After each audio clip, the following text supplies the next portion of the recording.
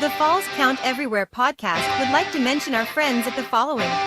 We Talk Wrestling. For the one-stop you need for the most intriguing stories and headlines, and info on independent shows in multiple regions, We Talk Wrestling has you covered. Subscribe to Facebook's #1 interactive community for professional wrestling today. Pro wrestling on Tuesdays are a blast with the Wrestle Talk podcast. Join the Night Owl, DJ Big Sexy, Luke Roberts, The Alpha, Jay Wade, Nightmare Jones, and many others as they bring you the hottest takes on the major circuits, showcase interviews with various indie stars, and the only place to get news on the most popular fantasy wrestling promotion, the FWWC. Catch them every Tuesday night at 7 p.m. Central. Find all of their media outlets on their website at WrestleTalkPodcast.com. Before each and every show, we like to remind our audience that freedom is never free, and all of us should be grateful to those who lay it all on the line.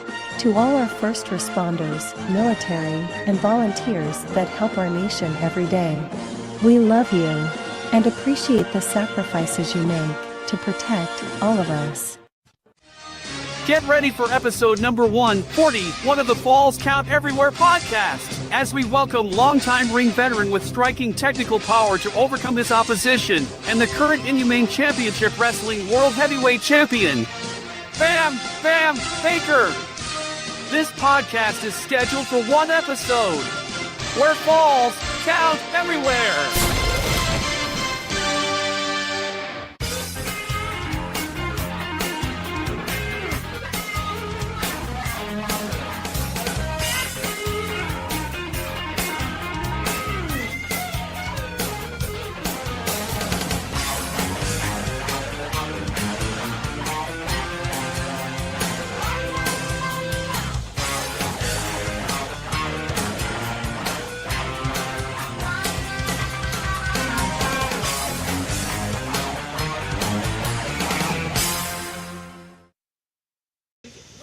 And good evening, everybody. It is that time once again. We're apparently all crazy and upside down. We're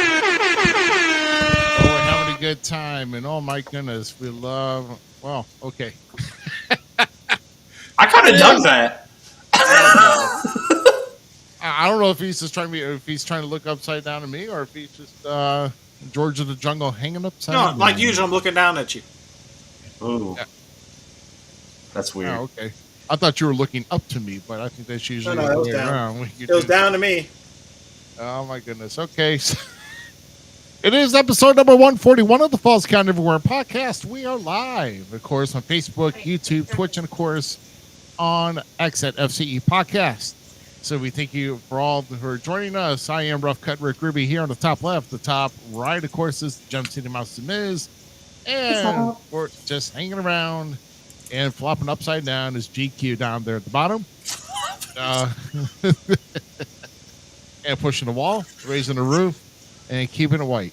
All right, so we're moving it Especially when you talk about the pushing the walls and what that leads to, the jokes from the past. We're just going to let that go. Yeah. I just missed a bling for a bad gimmick. That's all. Now, I want to bring up something.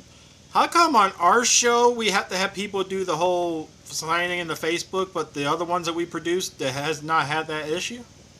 Wait, what? I don't know. I don't know either. That's why I'm just wondering. I don't know. Are you guys doing more than one platform? Or are we just doing Facebook? All Facebook. All Facebook. Well, I don't know. It may be something different. I don't know. Just asking. I don't know. Maybe. Which, by the way, I'll be making an on-screen appearance this Tuesday on the weekly auction with the Six from the Bigs and Toys of Our Youth. Are you going up for bid? I'm just saying. Nobody could afford me. Barn burner. I start with a quarter. Anyway, moving on.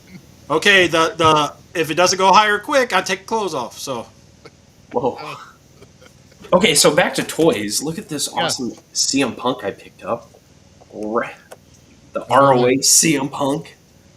Oh my gosh! Because I have I'm addicted to action figures. So too bad they have to be AEW figures, but you know. It doesn't matter to me. I don't know. Just all depends. All depends how you look at it. R-Truth doesn't approve. Yeah, he's.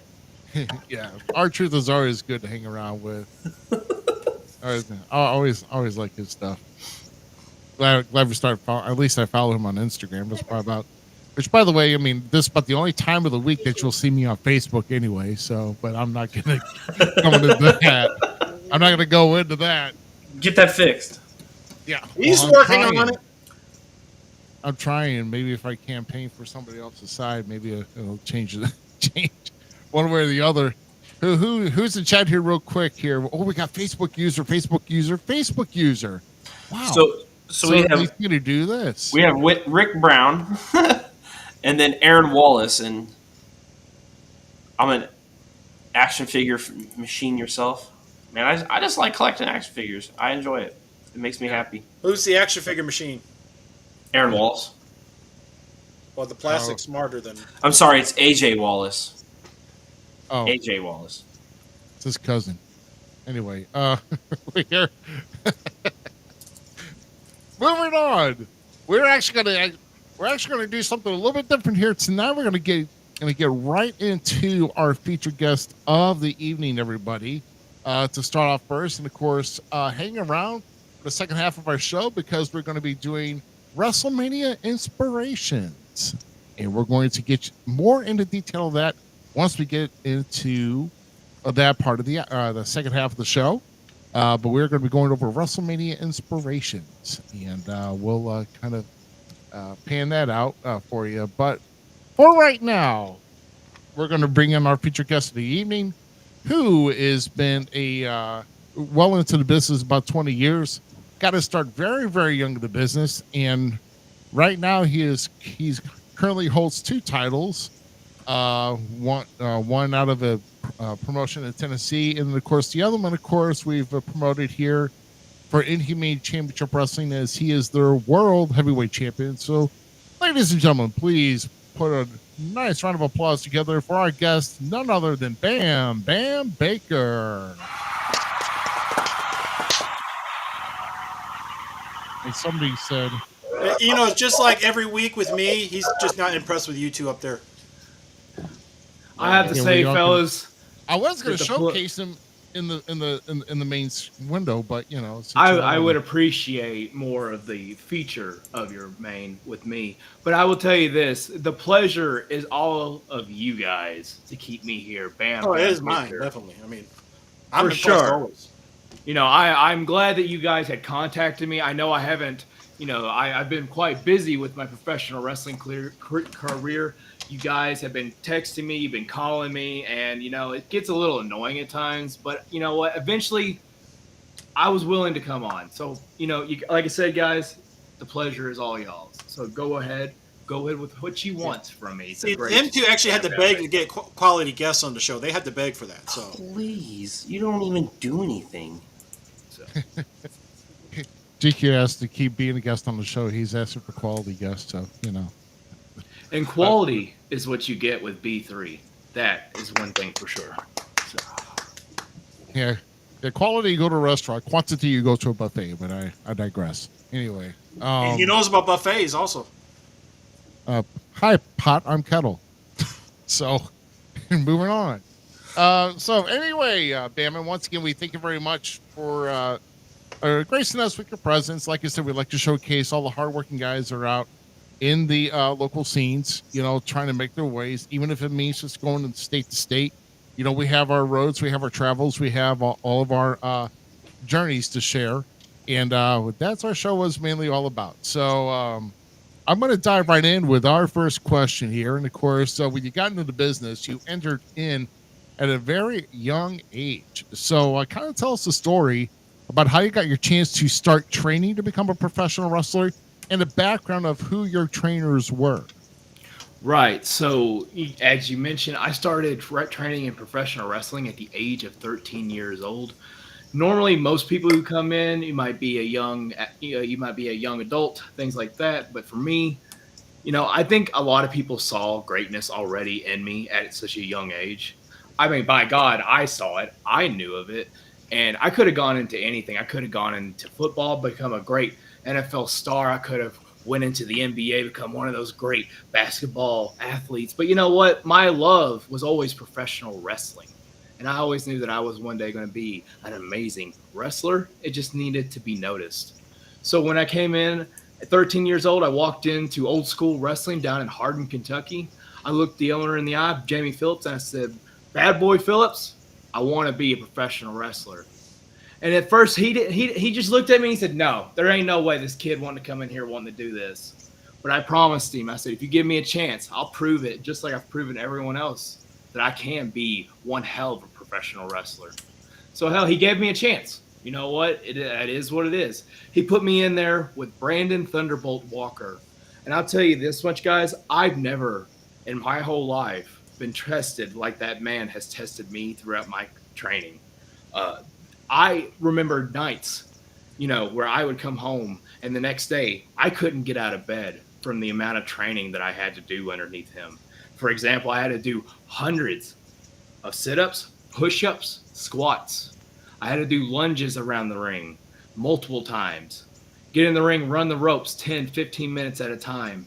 And then when I could barely walk at that point, he said, "Get in there and wrestle with grown men. Get in there and wrestle and try to pin these men that are 2, 3, sometimes 400 pounds." And he didn't give a damn if I was 13 or 18 or 50. He made sure he treated me just like everyone else in this business. And it made me one of the best professional wrestlers you will ever see in this day and age.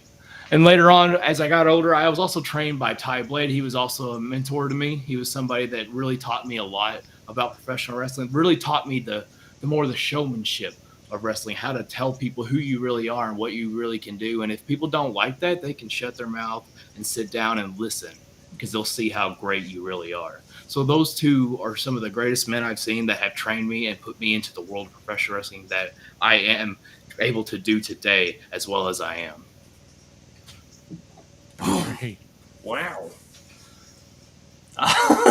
So earlier, that's the quality. I know you guys you've been bugging me. You wanting someone like me in here. I know I'm busy. It's hard to get a hold of me, but I tell you what, I'll talk your ear off about how great I am and how much I've put into this world of professional wrestling. So you're getting your money's worth. I can tell you that much. Well, talking about something that's not so great. Earlier, you were, in the green room when you came on, you were talking smack about today's wrestling and everything like that. And I was telling you, I was watching your stuff, and I saw that you were more of like the 80s guy, the 90s guy with the brawling, the technical power, the Southern wrestling grit. So coming up through the industry now, who are you taking your inspiration from to have that just down-home, ass-kickery, bootstraps up, I'm going to knock this guy out mentality? Right. So a lot of people, I grew up more of that 90s professional wrestling, early 2000s. Even though I came into this business quite young, I saw a lot of talent in that time, and I found a lot of that, specifically that time period, to really influence my wrestling of style and ability. I would say a lot of the wrestling technicalness, other than what Brandon Walker had taught me, I learned a lot from watching guys like Dean Malenko, Perry Saturn, Eddie Guerrero, those kind of guys, radicals, that really taught me, the ins and outs from watching them. And I still watch them to this day. That's something that I still will study. Not so much the aspect of what's going on now, but I will go back and watch tapes and watch these guys and understand why are they using the moves that they do to destroy their opponents. I see a lot of modern wrestling. I see a lot of flips. I see a lot of, moving around and running past each other to get to the next weird, flippy move. That's not what Bam Bam Baker is. That's not what Bam Bam Baker does in the world of professional wrestling. He looks to what is tried and true, taking a man, tie him in a knot, throw him around, and beat him as quick as possible to get the win. And that's how I study my wrestling. Very well. Well, you make them speechless because they don't know how to deal with real talent. Oh, exactly. That's the thing. So let's elaborate on your first match that you had. Tell us the memories of it, like where it was, who you faced, and what was the key takeaways you learned from it, other than the fact that you're better than them and everybody else in the world. So the thing is that when I came into my first match, it was against Ty Blade. He was my trainer. He said, "Let's do this first match together." And I came out and I did what I always do. You know, the crowd didn't care too much about me, and I didn't really care about them too much at that point. And still is quite a contention between us. But, you know, he took me. I thought I knew a lot at that point. But he took me and he tied me in the knots in that first match. And he chopped the ever-living crap out of me, tossed me around that ring. It took me a while to start to understand that, you know, you could be trained all day long, but until you get into the ring and you start getting punched in the face by another wrestler, that's when you start to really understand what professional wrestling is and what you need to do to succeed in this business. I think it was Hopkinsville, Kentucky. At the age, I was about 2 months after I turned 18 years old, and I decided, he told me, "Are you ready to do this?" And I said, "Absolutely, I know I am." And he may have beat the tar out of me that night. I may have gotten a few moves in on him, but I learned a lot from, honestly, getting my ass kicked by that man that night. So with this being, this says Facebook user, but this is actually one of the great veterans of this business and one of the great minds of this business from the local area, Herb Simmons, Mr. Herb Simmons, saying this about you. And with that being said, beside the men that trained you and brought you in, kind of, what other great veterans have you leaned on in the back to give you advice and push you farther into this world of professional wrestling? Right. One of the greatest ones that he sadly isn't with us anymore. I had a lot of talks with Tracy Smothers was one that I spoke a lot with. And I remember, you know, I've had, I believe, at least 1 or 2 matches with him. And, you know, I learned just, it wasn't too much that I got to work with him, sadly. He was sadly getting, older and dealing with a lot by the time I was working with him more. But, sitting backstage and talking to him, he taught me a lot in this business. He was one of the few, actually, veterans that I would meet who would actually watch everyone's match.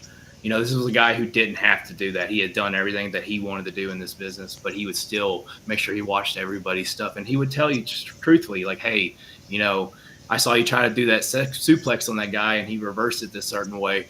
You don't have to do it like that. You could do it like this and get it over. And the crowd, not only the crowd will enjoy it, but, you can put a man down with us using less energy, less stamina, and more efficiency in doing it. Man knew how to perform in professional wrestling, and that was one of the great veterans that I remember speaking to a lot, backstage. I've also got to do a couple seminars. One that I really appreciated was recently in the last year was Super Crazy.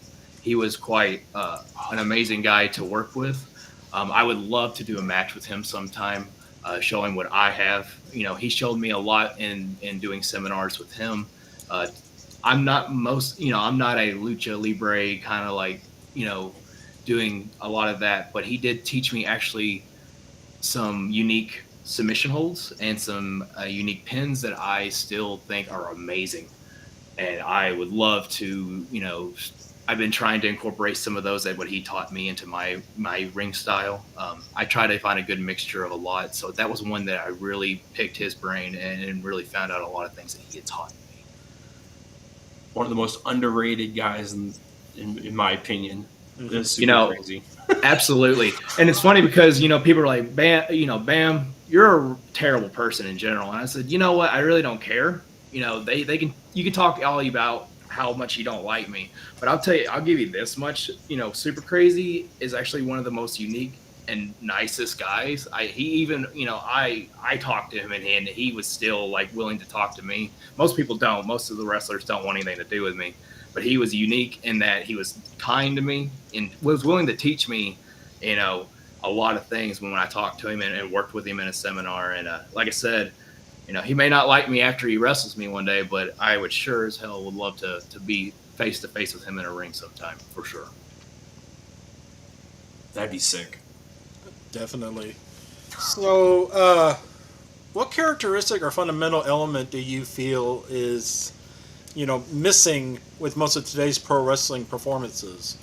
And what would you do to make the changes that would be needed to improve them, other than cloning yourself and just having nothing but you in the world? I mean, that is a pretty good start, not gonna lie. Just more. I mean, have you ever seen like SmackDown versus Raw? You get GM mode. You just put a bunch of Bam Bam Bakers in there. I mean, you got 5 out of 5 stars every night. I don't blame it. I'd keep it the same way. But I know we had talked before the show a little bit, and I had mentioned my little bit of disdain for modern wrestling. I think my number one complaint, other than me not being part of it, is honestly, I feel like there's too much on the want to put so much together that there's not enough time to let the crowd breathe.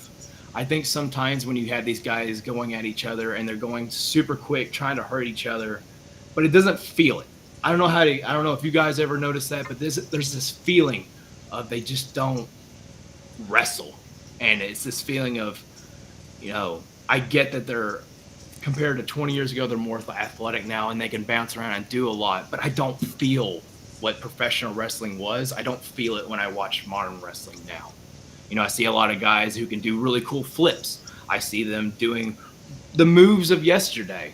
I see them pulling out super kicks left and right. Shawn Michaels would hit a super kick on somebody, knock him out real quick. Triple H hit him with pedigree one time, done. But I see a lot of these guys that come in here and they take take these same moves and they do it 5, 6 times, and the dudes keep kicking out. I'm at this point, I think, can you not even do the move correctly? Dudes of yesterday could knock a dude out in one time. Why does it take you 3, 4, 5 times to do it? I think these guys need to learn, me personally, learn how to understand the why we're using these wrestling moves and how to accurately damage and to keep an opponent down only the first time. All it takes is one time. And if you're able to do that, I think that is how you do professional wrestling. You don't mess around. You don't put the spectacle so much into the moves, but into entertaining a crowd by being as strong and as passionate as you can as a professional wrestler, not a ballerina. Everybody needs to listen to what you say. Yeah, it was on point. Again, I'm telling you, that's what greatness is. That is what Bam Bam Baker is. A wrestling champion and one who gets the world of professional wrestling. Yeah, I mean, I totally agree, because I will say that some of the guys, like I said, I see very solid though, but a lot of guys get in there, they do their spots, and they act like the crowd is like a background ambiance, if I should say. Get in there, do their spots, get in there, get their hand raised, barely interact with the crowd, and then they go back. And it's like, okay, guys, these fans have paid to be part. They want to be interacted with, not be part of the show. I mean, well, to an extent they can be, but you want to draw that interaction. You want to draw that reaction from the crowd. That's why they're there to see you. They're there to see you. So they want to be at least active. So yeah, I was taught this in the business is that you could throw 10,000 punches, and that's great. The crowd would be like, "Oh, look at all those punches." But if you can throw one good damn punch and knock the lights out of your opponent with that good punch, you will make that crowd in the back go, "Holy crap! Did you just see that? Did you see how much he just walloped him in one punch?" I think that's what's missing in the world of professional wrestling now. Showing and having the strength and the ability to take one punch that is damn good and entertain a crowd with that, than hitting a dude 10,000 times with something and the crowd just goes, "Well, that was pretty. That was nice." And with Bam Bam Baker, that's my accomplishment in the world of professional wrestling. All I need is one good punch to entertain a crowd. Yeah. Well, I mean, as long as you make, here's what I'm going to say. You have to make them connect. Okay. And for me being a big guy, you're going to have to make something connect for me to feel it and for the crowd to feel it. That's all I'm going to tell you. I mean, we all know, like you said, it might have been said earlier, it's not ballet. No matter, however you want to take on wrestling, but it's not ballet. And it's a sport that does require toughness. So I mean, Danny Ice, who just made that comment and all that, knows that because he was one of the first one to wrestle Abraham Lincoln. Back in the day. So, God. oh my god. First one to lose to me. The first one. Hey, Bam Bam actually got it. There's a reason Abraham Lincoln was president and not Danny Ice. I'll tell you that much. You mean John Wilkes Booth didn't target him? It was Danny Ice in a top hat. John Wilkes Booth couldn't shoot through through the rocking chair. So I'm just saying, Danny Ice has reason to want to shoot an ex-president in the back of the head. So. The top hat was there to protect him. It didn't work out that night. Dear Lord, this got deep quick. Oh my god! Yes, it is. Yes or no, Danny? You're not old. You're experienced. Seasoned. Seasoned. Ryan Jeremy weather? doesn't even have that much Well experience. done, Okay. seasoned. Right? Yeah. Charred. What about weathered? I'll take. You're weathered. you're like QFC, cooked well done. Yeah, needs ketchup to have some taste. Oh my gosh! Here we go. It's getting way deep in here. So I'm gonna move on to my next question here, and just keep this going. So we're gonna take a little step back. There was a kind of a halt in your wrestling journey. Back in late 2016, you suffered a severe back injury that would ultimately lead you to retire from the ring. But with perseverance, and you did fight hard, and you returned back to the ring 3 years later in 2019. So what I want to know is, what was going through your mind when that injury first happened, and what was your driving force to get back inside the ring? That was a really rough part of my life. I was wrestling every week. I was wrestling 2-3 times a weekend, just traveling all over the place. I was at the time at the top of my career, and as a lot went down, I was getting sicker and sicker. And I think we've all seen that in the world of wrestling. The more you work, the more you do things. We have issues where the pain and the abuse we put on our bodies goes through so much. Mm-hmm.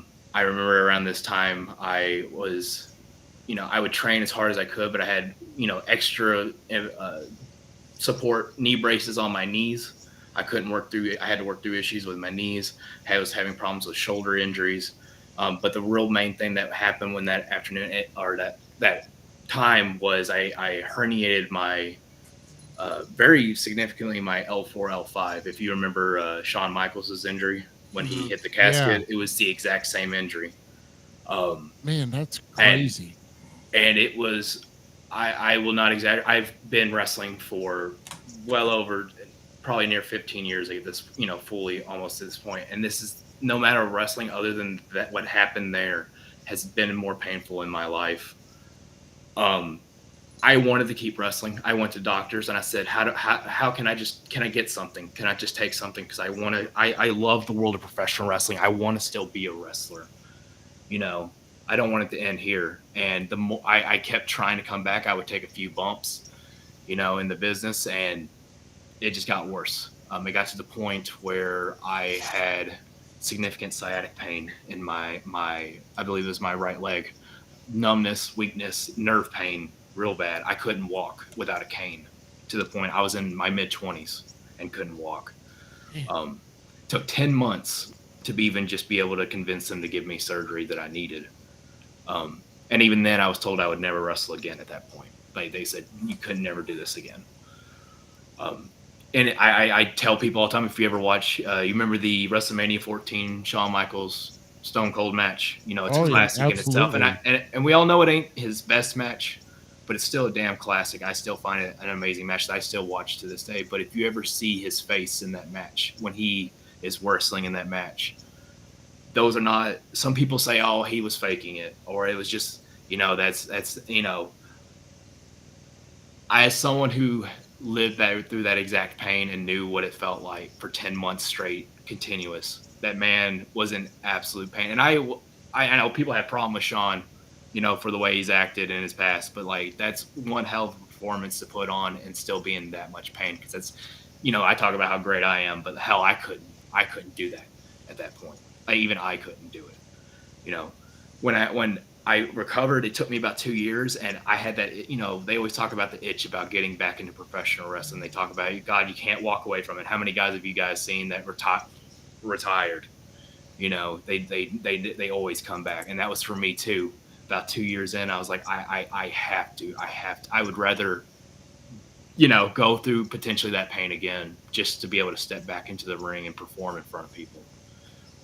And I trained my ass off. I went through so much like therapy. I think about 6 months of therapy on my back and learning how to incorporate, training into specifically working my spine and the muscles surrounding it to protect it. And by God, by the end of that, I stepped back in that ring. I took my first bump. I was scared to death to take a first bump in that ring. And when I did, I knew everything was okay. I was like, hell yeah, Bam Bam Baker is back to keep performing in the world of professional wrestling. Man. Well, before we get to Daniel's question here, which by the way, he's still asking for his $1 back from you apparently.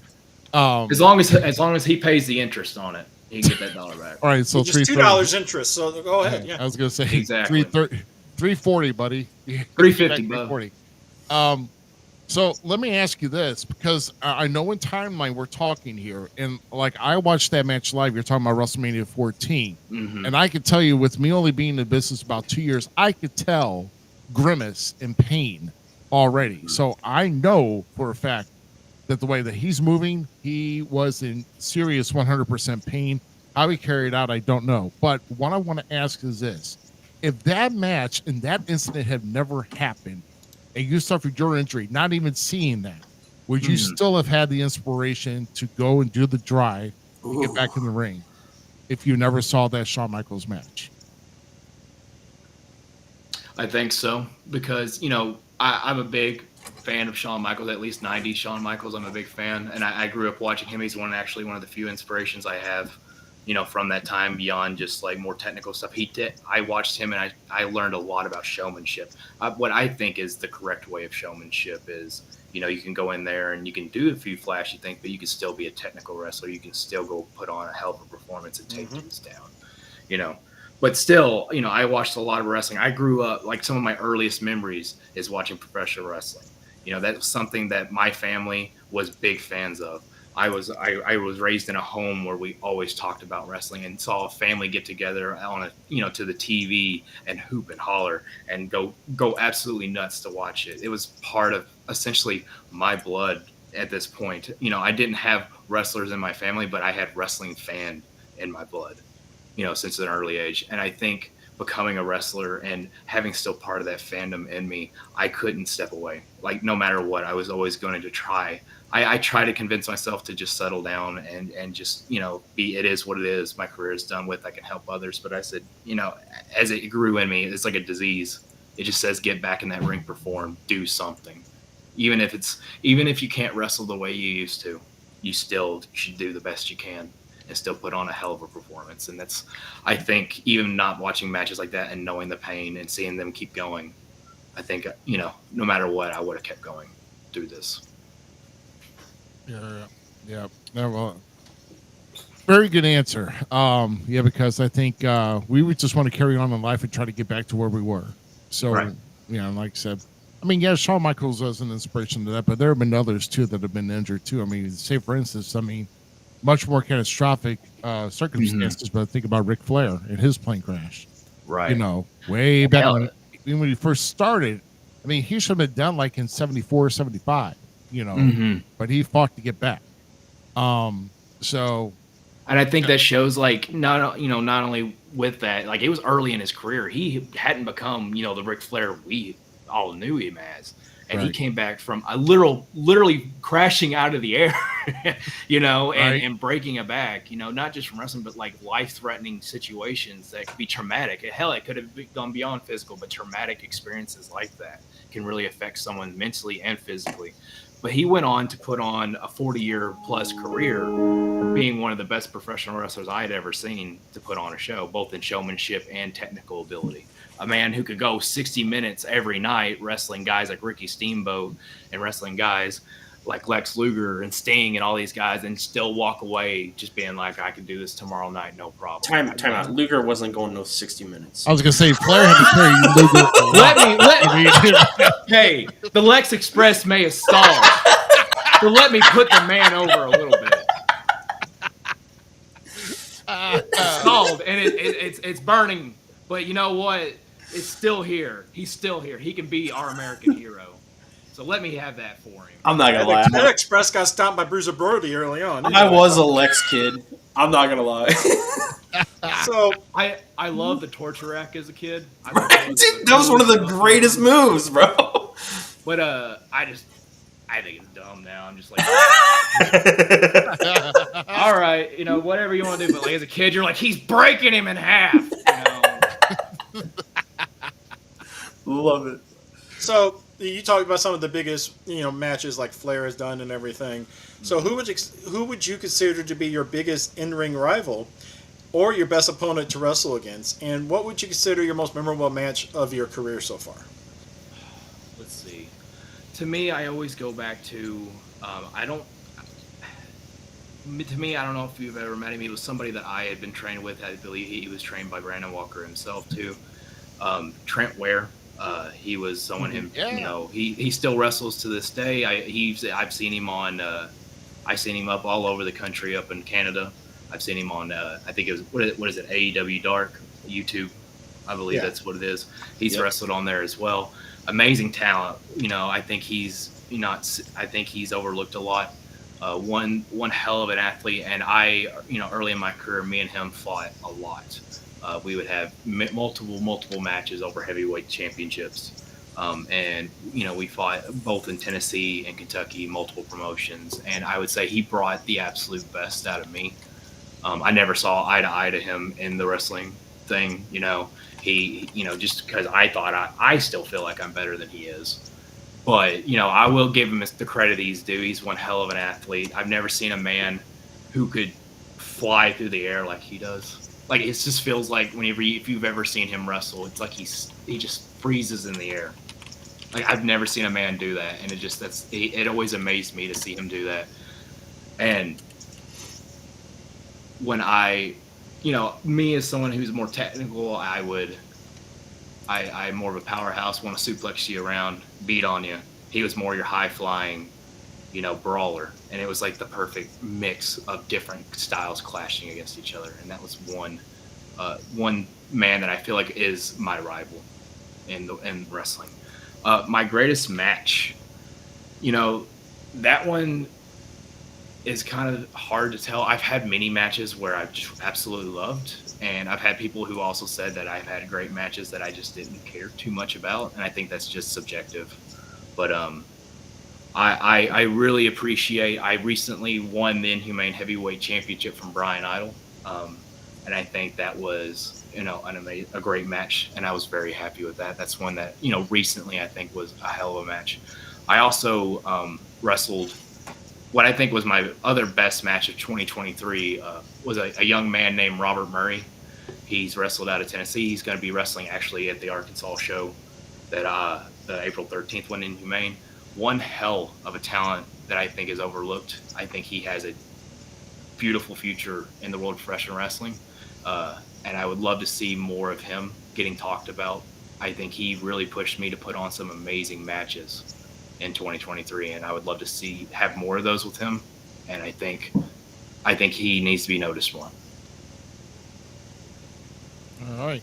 Well, like I said, you mentioned Trent Ware. Trent Ware, I've gotten to know back around 2011, 2010, something like that.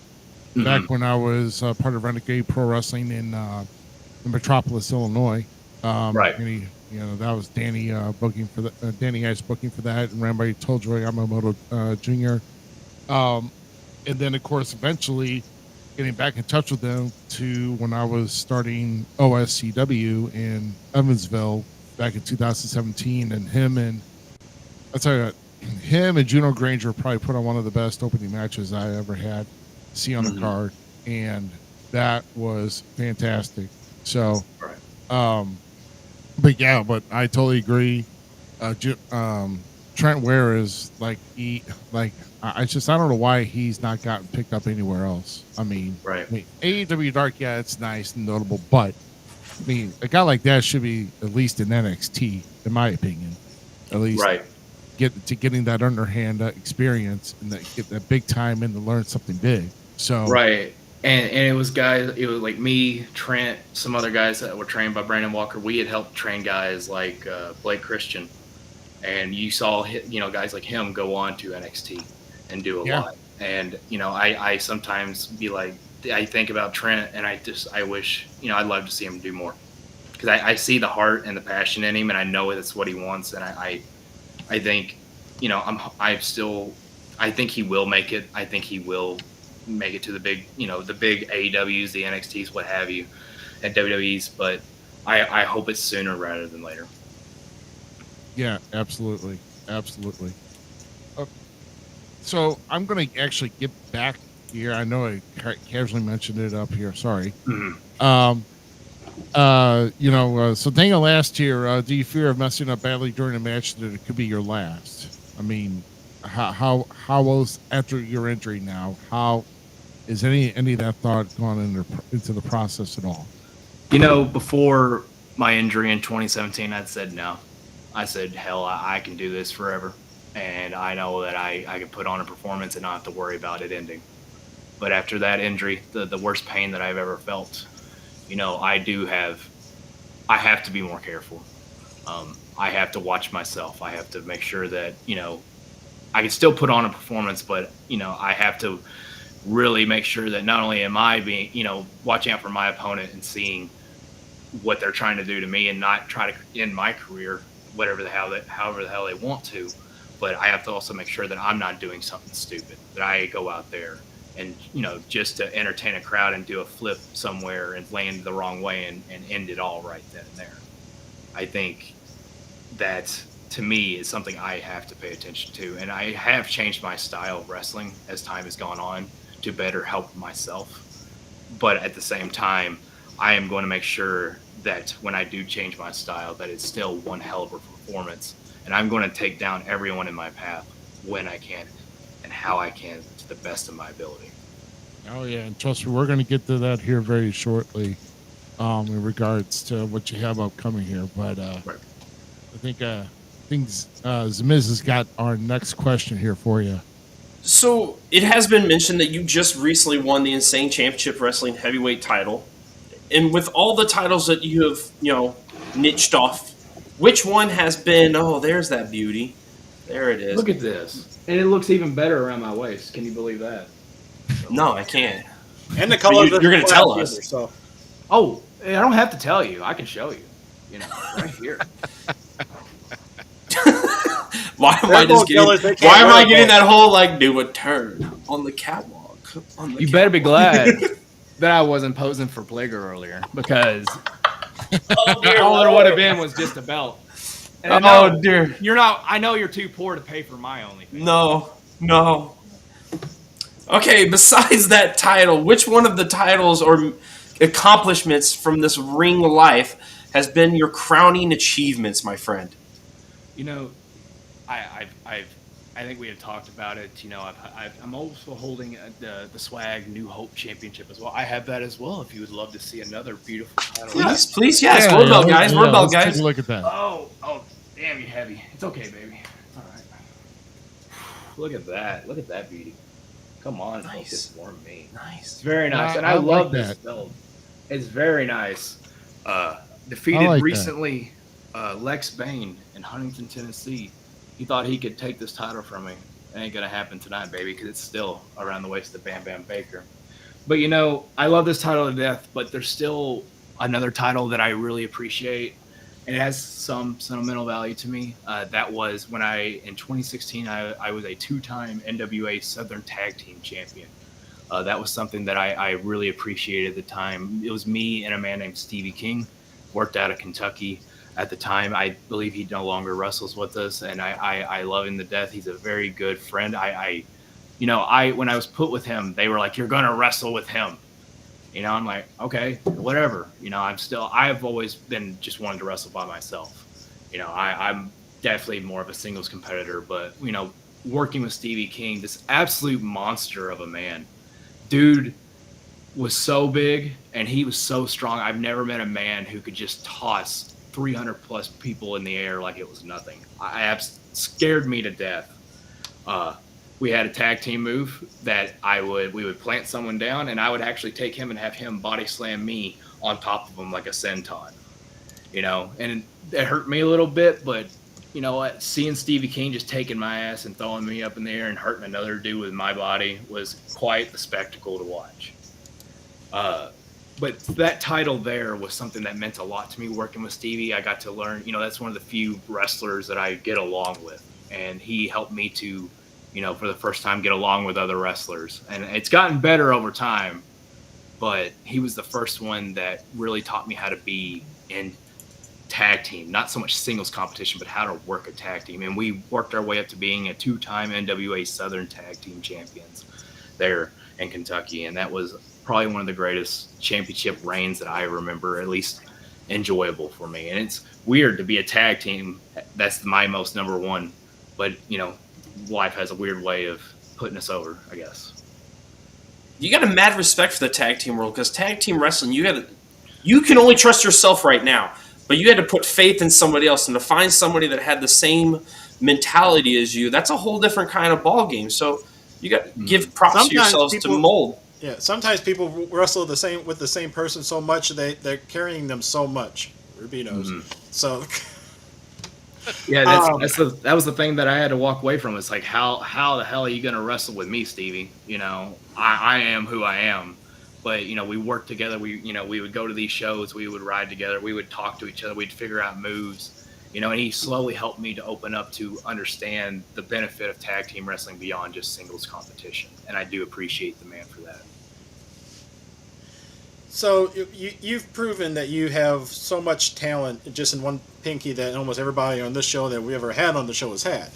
Herb Simmons has asked the question, have you ever considered training new talent? So I've had people ask me the question about having like a specific trainee, protege, things like that. I don't think you can be the trainee of Bam Bam Bigelow. I don't think anyone can. Not at this moment. I haven't ran into it. I like to save something like that for a special somebody that I meet. I have helped younger talent when I come to shows. I come early. Me and Jeremy Travis will sit down with a lot of young, workers, especially the ones that are just wanting to learn something, and we'll tie them in the knots and bump them around and be like, this is how you do it. And if they figure it out, cool. If they don't, that's their problem. They're just going to get a bunch of bruises and beaten up, and that's their prerogative at that point. But when it comes down to a specific protege, I think that's what the future is going to have to lie for. I'm going to have to find someone who I find would be the perfect protege of Bam Bam Baker in the future. Ooh. And you got to be able to afford me. So. And this goes back to just cloning you, and then you just train yourself because put the next one of you out there. Absolutely, put money into it. I don't know why they're not. I'm the perfect specimen right here. I'm willing to do it. I may even do it for a small fee because I like myself that much. So. I get it. I mean, sometimes really good trainers kind of need the compensation for the time if you're gonna. Be serious and take time to do it. So, and I've seen so many that they say, I want to be a pro wrestler. I want to be a pro wrestler. And I said, all right, come in here, take a few bumps, learn how to run the ropes real quick, do some rolls, learn how to protect yourself. And I never see them again. Because they knew they're not as great as you. They knew they couldn't compete. I mean, it's not even so much that they just don't understand what professional wrestling is, the amount of training, the amount of pain it puts on your body. They come in here, they think like they see on TV, it's this ballerina sport, and then they come in there and I teach them real quick, that's not how this is. And they wanted this, so if they wanted to be a pro wrestler that bad, they would keep coming back. Very few do, and the ones that do come back, I pay more attention to. But there's too many that want to be it, but they don't want to put in they don't want to put in the work, or they don't want to put in the amount of pain they have to feel to be a professional wrestler. Yeah, I get it. And you've got to devote your time, and you got to be serious about it. And that's, it's usually done in stages and how that works out. So, and like I said, there are some select that have that drive and desire just to keep doing it. So, so what I'm going to put up here real quick is, we're talking about this. We're talking about Inhumane Championship Wrestling. That's going to be here in 13 days. In Corning, Arkansas, Saturday, April 13th. This is your next big challenge, I would think, here, as you challenge. Lex Bain is challenging you once again for the Inhumane Championship. Obviously, he couldn't get the Swag New Hope, or didn't able to obtain that. Now he's going after this title. So I guess how do you approach this match? Do you take a new approach, or just kind of remember what happened on the last time you were in the ring with him? Or, how do you plan on coming out as champion? And will the Dark Age, we haven't talked about the Dark Age, which is the faction that you're heading up here. So will they have any influence in your result of coming out, in your attempt to come out as champion on this night? So, of course, I'm smarter than to give you all the plans that I have for my matches. That would be rather dumb. I'm not going to tell you everything that I do to plan. I'll tell you this much. I've faced Lex Bain before on multiple occasions. And if you've ever seen any of them, I will admit the first thing, I used to fear this man. Before, when I saw this man come to the ring, and as big as he is and the way he could throw people around, I feared him. I'm not going to lie. But I have faced him. I faced the giant. I faced the beast, the alpha beast. And guess what? I've gotten one title off of him. Still have it. And I can guarantee you this. April 13th, he wants to step in the ring with me. It doesn't matter if the Dark Age is there or not. That's their prerogative if they want to be there. But I'll tell you this much. April 13th, just like before when we got in that ring, it's going to be the same outcome. Me walking out as the Inhumane Heavyweight Champion. He ain't got nothing.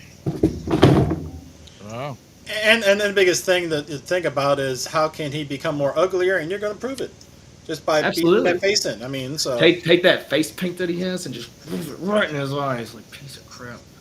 But it is what it is. I will do what I have to, and if he wants to try his best, that's fine. But we all know that Bam Bam Baker, when he says he's going to do something, and he's smart enough and pretty enough to prove it, that he will still remain the Inhumane Heavyweight Champion after April 13th. Man. Oh, wow. And the fact that the group that you lead, you don't need them. You can handle this with, one arm tied behind your back and your eyes closed. Absolutely. Crusher, the man who runs Inhumane, he keeps saying that I keep asking for these situations, that I never deserve to be champion. He says that I've cheated my way to it. I've never once actively cheated in these matches at Inhumane Championship Wrestling. I've never cheated to either win this title or to maintain it. What has happened is things outside of my control. He is a man who doesn't know how to run his company with security. If things were to run in and happen in that match, that's not on me. I never asked for help. I never asked for anyone to get involved in my matches. Yes, the Dark Age is here. We make a statement. We make sure that we are infecting the system to show, like I'm showing here tonight, that the world of professional wrestling needs more than what we have now. And that is what we represent. But when it comes to matches, when it comes to my performance, I don't need anyone to be involved in my matches. And if Crusher Koloff cannot put security down and hold a tight ship on his company, well, then the Dark Age is here to take over, and it just proves my point. That's on him. Well, Crusher's old anyway. He's kind of senile. He's losing it. Absolutely. He just makes fart jokes all the time, and that's absolutely despicable. I don't stand for that one bit, Crusher. You hear me? Quit saying them backstage to me. Pay me. So Herb says young man knows his fundamentals of the business. I'm telling you right now, Herb, I think a certain battle royale might need this man in there. And my boy Bobby D might have his money cut out for him. Just saying. Yeah, I know. All about making the business and making money in the business, Bubba. There you go. Well, like I said, it's Corning, Arkansas. It's Inhumane Championship Wrestling, Saturday, April 13th. You can scan that QR code if you're in the area to get tickets. They're $10 once again. Also, remember the Bad Street Beauty Miranda Gordy will be in the house, as well as WCW NWO legend Buff Bagwell.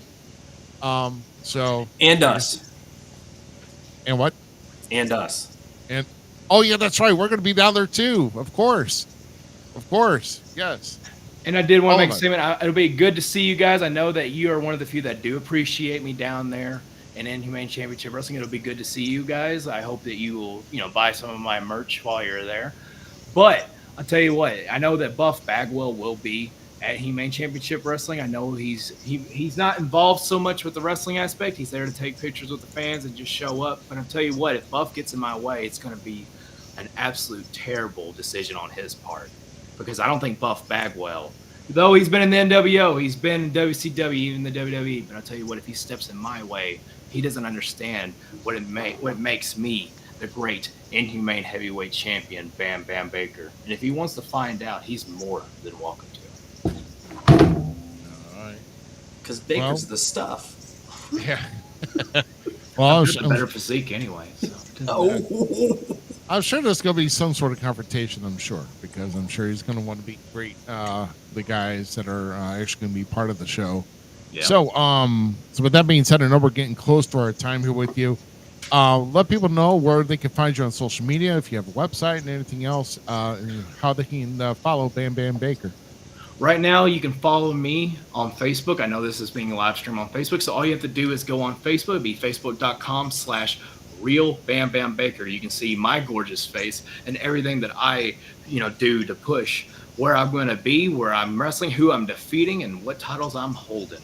If you want some of my merchandise, you can find me at any show that I be promoting, and you can get either a T-shirt, you can get 8x10s, you can take for $1, you can take a photo with me if you'd like. It's quite nice. $20 to come to the table, though, so There you go.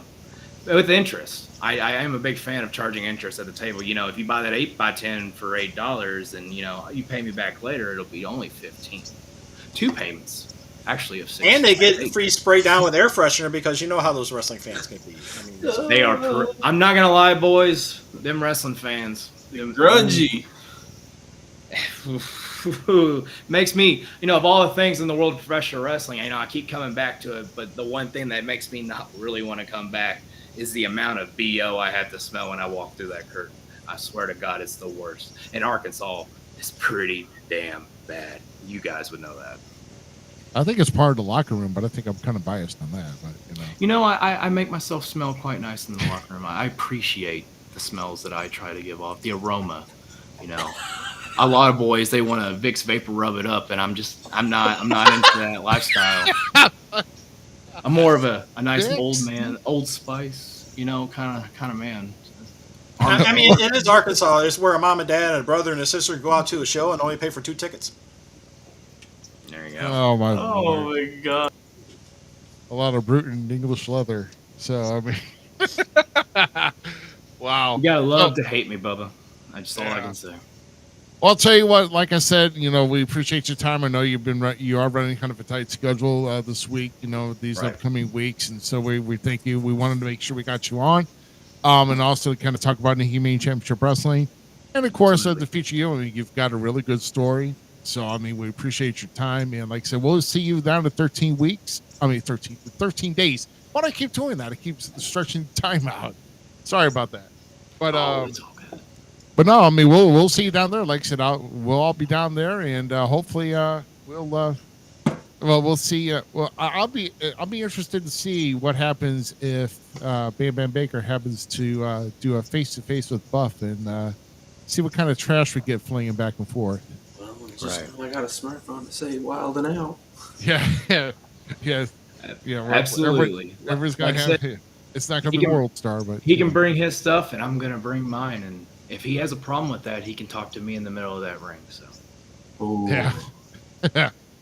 All right. Well, Bam Bam, we thank you very much. Like I said, you have a good evening. We'll see you on the 13th, and like I said, get ready for Lex Bain, and we'll be looking forward to seeing that big main event. Absolutely. It'll be exciting to see all of you there. Y'all have a great night. All right, too, thanks, bud. man. Appreciate it. All right, so there we go. Okay, so Very nice. Very nice. okay, well, eventually we'll shuffle. I think you were trying to do it, and I was trying to.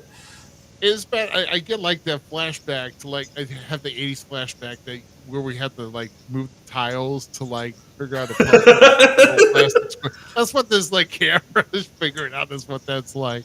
So, like I said, we're talking about Inhumane Championship Wrestling. Hey, don't forget also, if you're staring, buddy, and you know you are, guess who's also going to be in action? That's right. It is official. I am in a triple threat against the Outsider and Danny Ice. So The Outsider. Is that? Oh, okay, no, it's not. Okay. no, it's not. Stop. No. Pump the brakes. He doesn't smell nasty. So, yeah, there we go. There we go. Put it up there. Put it up. God there. dang it. Let me do my one thing, man. Sorry. So, yeah. And for beating himself. Wait a minute. So No, wait. You need to rephrase that. That is not a good way to put that sentence. It's perfect, Danny. It's perfect. Because this goes back to like the way we were gaming last night and Ruby's making bad jokes.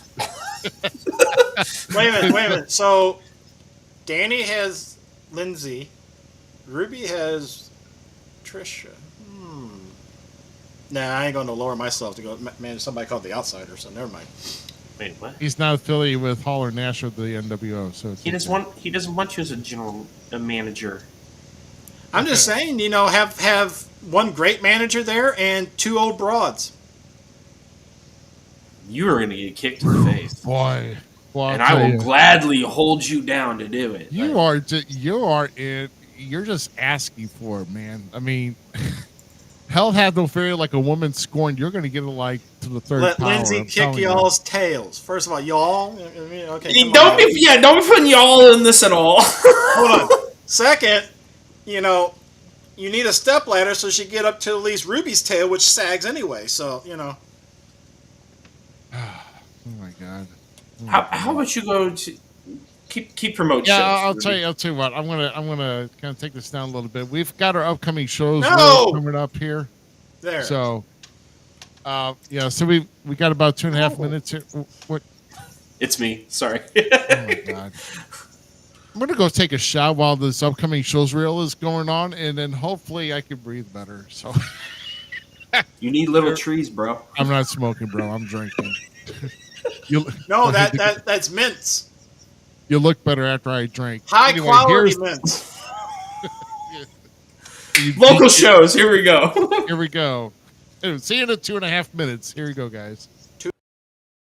Check out these great shows and appearances coming to a city near you. Saturday, April 6th, Southern Illinois Championship Wrestling comes back to the Belle Claire Fairgrounds in Belleville, Illinois. Doors open at 6 p.m. with a bell time of 7 p.m. Your main event of the evening pits the international bounty hunter, Attila Khan, with Stephen E. in his corner as he faces Belleville's own Bobby D. Reserve your seats for this great event by going to sicw.org or by calling 618-286-4848. Also, keep your ticket stub from this show to attend the SICW All-Star Wrestling Show tapings located at 823 State Street in East Carondelet, Illinois the following day on Sunday, April 7th. Tapings start at noon.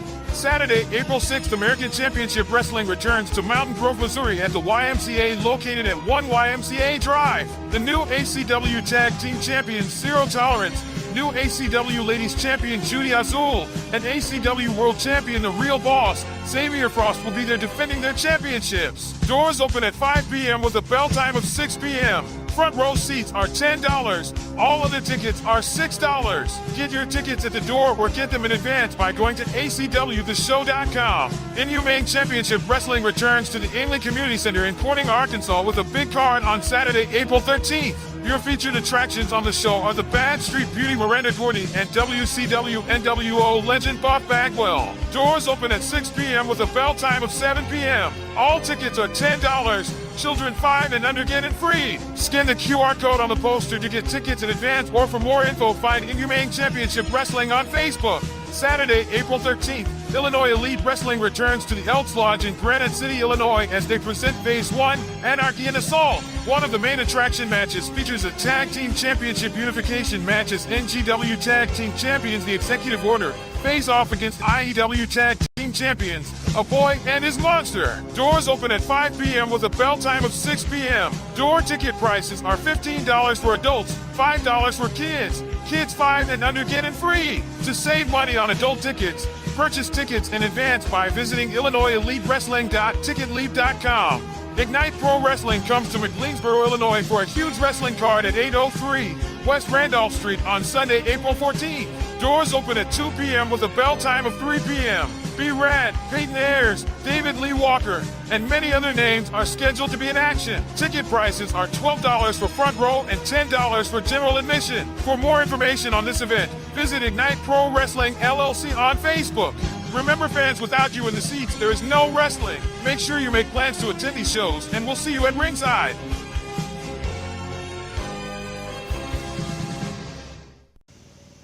All right. So there we go. Like I said, our boys, the Executive Order from last week with Ignite Pro Wrestling. Got them on here for, they'll have a show in 2 weeks. And of course, IEW finally announced. Remember that match was made? Yep, right here on the show. Right here on the show. Title. Yeah, title, Savage, wrong show. Savage and put up Shrapnel, a boy and his monster, will take on Executive Order and Logan and Dax for the titles. Yep. Boom. I'm upset at that monster. Why? Which one? He had his hands on somebody and just put him over the rope instead of throwing him like into the concession stand. Oh yeah, last night, little Cooley. Yeah. What the hell? Can we just have a moment of silence, please, for Tyler Cooley and his? No, he survived. Let's move on. I give PYT.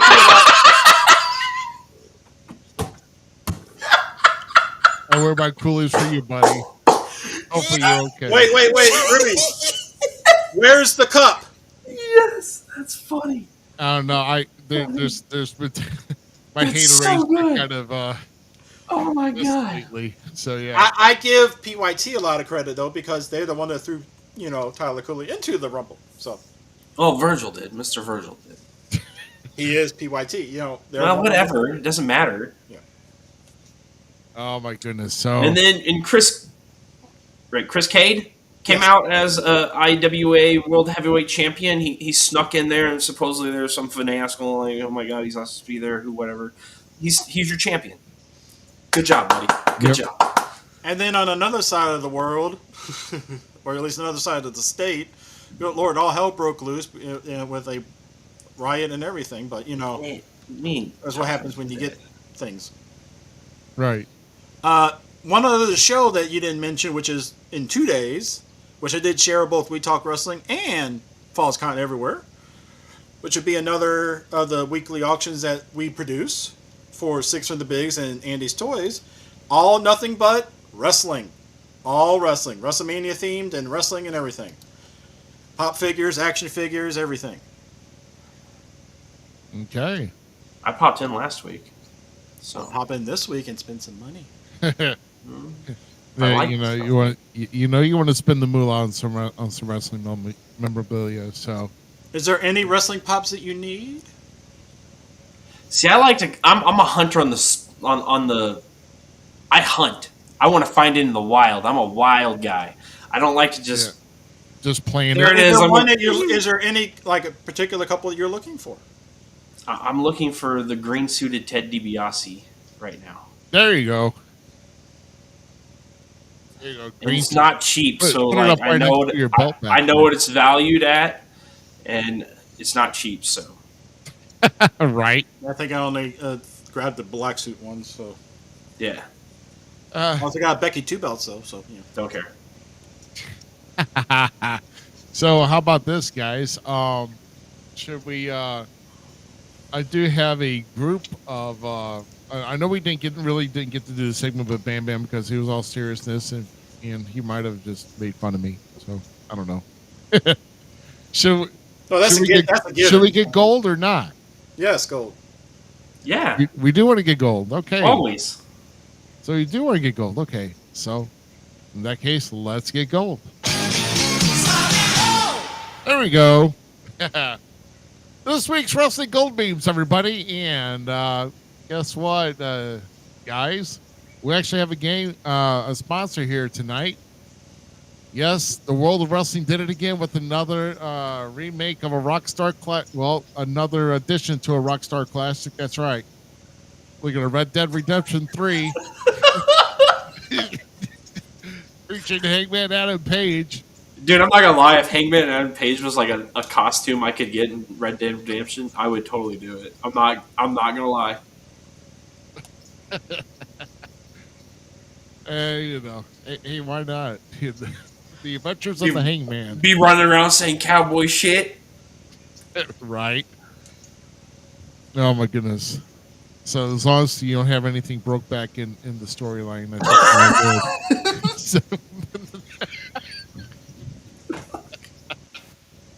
all good. So, let's go to our first one here. Breaking news: Wrestler waves goodbye. Promptly killed by Mountain Man. That was good. Get to talking about our worst wrestlers a couple weeks ago. There you go, James. Did we all have James Ellsworth on there? Yeah, you and I had him at number 2. You know, okay, so I want to say something too. You brought him up earlier, and one of our viewers and one of the guys from We Talk Wrestling, and a coworker of mine actually at Sam's Club, Butch, he stopped me the other day and goes, "You guys did that 7, luckiest wrestlers," and one of his was Ric Flair, and we brought him up earlier with the plane crash and everything, and like going into detail about it. He's like, he was lucky to even be alive, and I'm like, yeah, you're right, man. It works. And to have the career that he did after that accident. Yeah.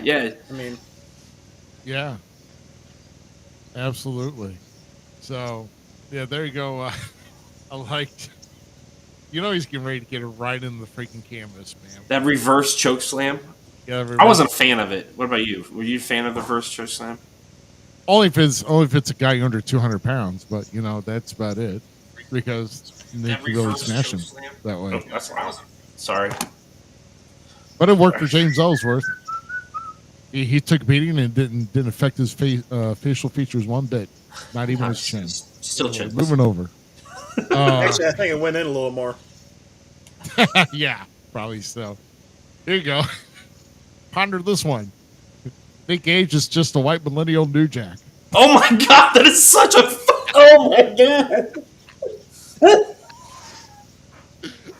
I'm under the influence of trees right now, and you put that in front of my face. That is 100% a fact, my dude. The only difference is Nick Gage won't kill us. Okay, so Not yet. I don't know, man. Nick's a crazy bastard. That's good. I like that one. That was really good. If he gets a hold of this, it's going to be a whole new story. So That's really good. Or the bastard that. No. That's really good. and the memes on this show is brought to you by Rick Ruby. Just saying. I helped find him too. Don't even try to play. That's right. I'm innocent though. Well, we know this. Always At least when it comes to the memes, yes. Next one here. Me at a wedding reception that I wasn't invited to, telling the DJ to play Pony by Genuine. I can't tell if Mean Gene was trying not to look or was just drunk. Look at me, Jesus. Oh. Oh my God. Ravishing Rick Rude was he was great. He was great. Oh, yeah. You're ravishing, yes. No, that was a great gimmick. I just like the look on Gene's face trying not to look now. Oh, that is hilarious. I love it. Look how proud Rick looks. Right. Oh, shoot. I'm trying to remember. I'm trying to think this was like at a Slammy Awards or something that had him in. The early Slammy stuff. Yeah, it was one of the first Slammies, if I'm not mistaken.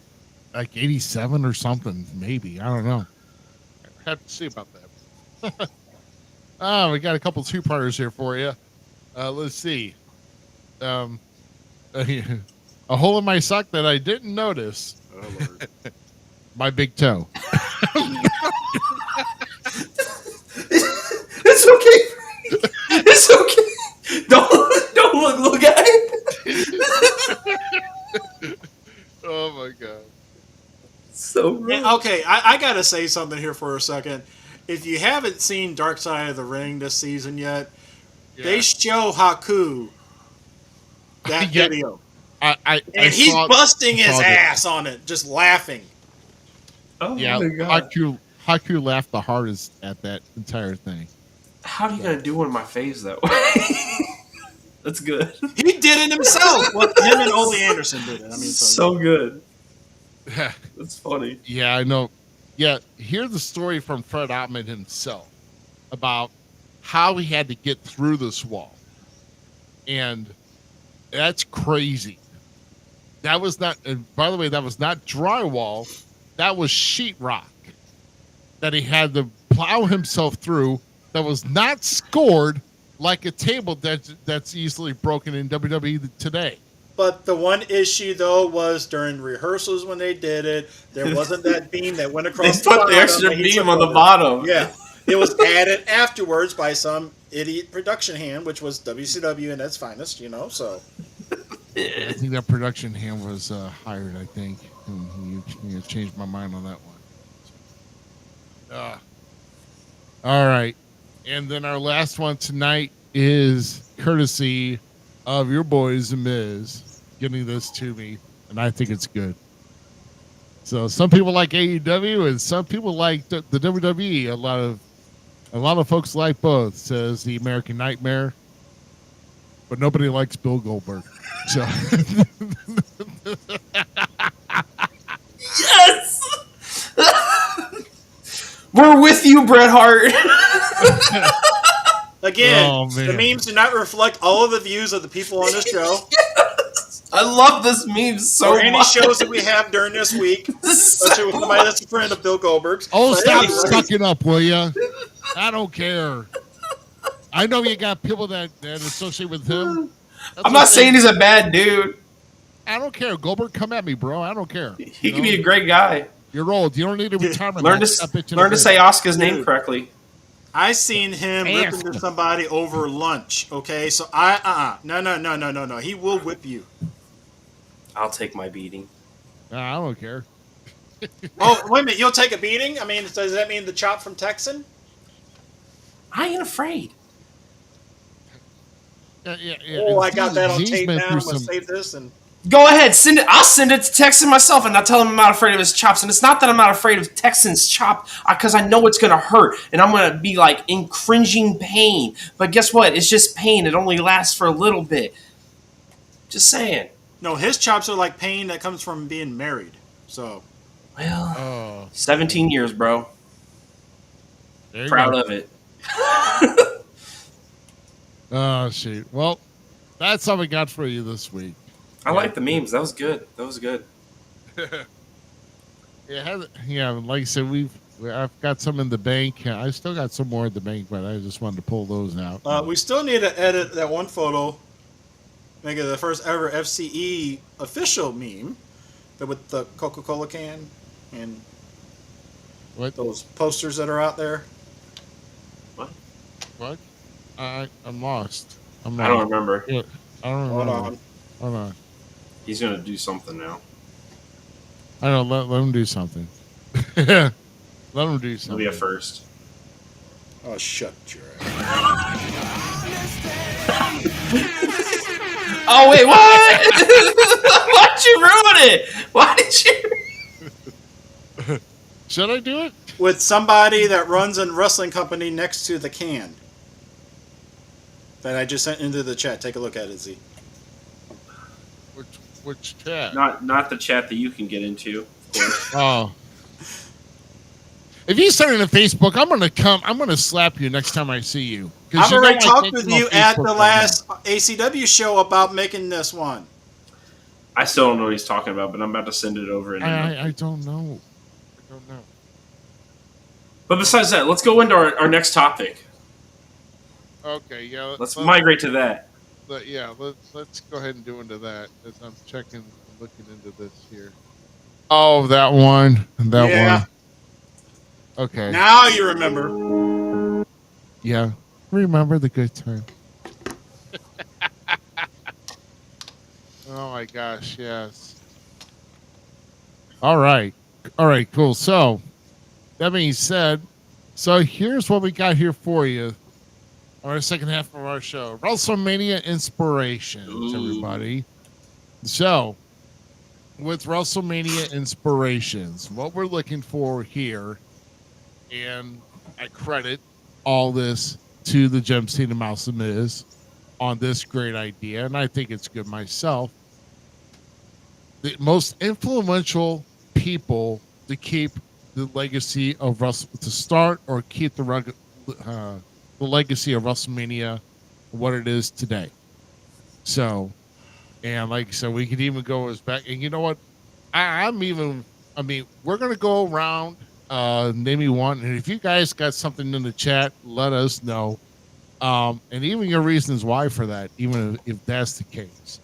But I'm going to throw it to a GQ for the first one, because we're going to do like a round table.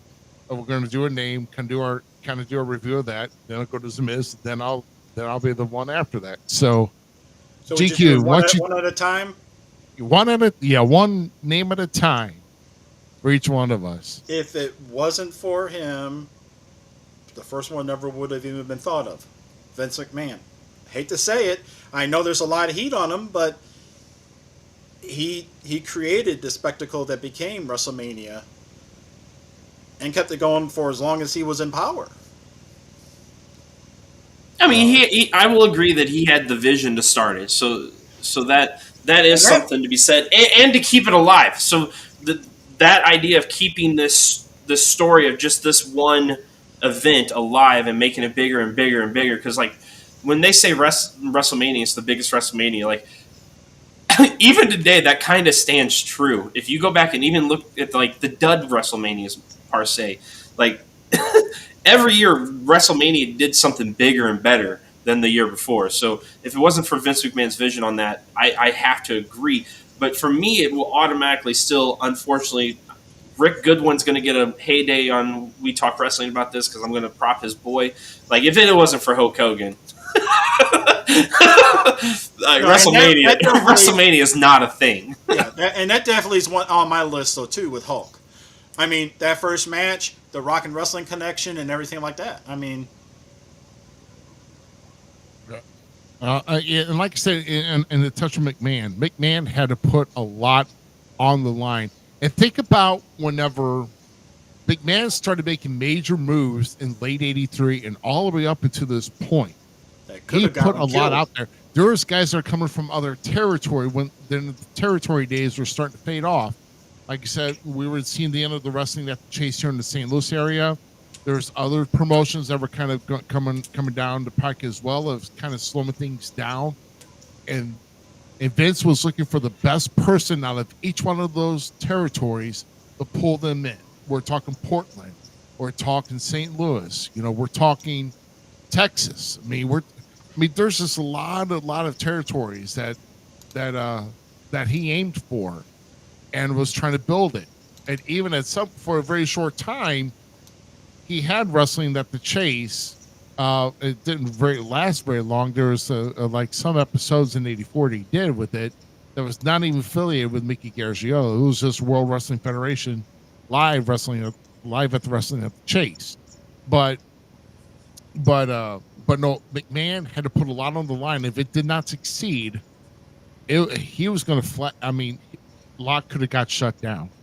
So, right. So, Vince McMahon took a lot, and he gambled big, and he did come out ahead. So, well, besides you said put on a lot, the territories were pretty much mafia territory, so to speak, back in that day. And Vince was close to getting himself probably killed at some point. That's neither here nor there. But there was even people that were trying to be sent in to hurt Hogan, to hurt this and hurt that and everything. I'm trying to find a good picture of the biggest one that he rated, which was AWA. Yeah, and it was a Sheik. I think he was. I think Vergani at the time was trying to pay the Sheik to maim Hulk Hogan pretty much. Really? And, Wow. Yeah.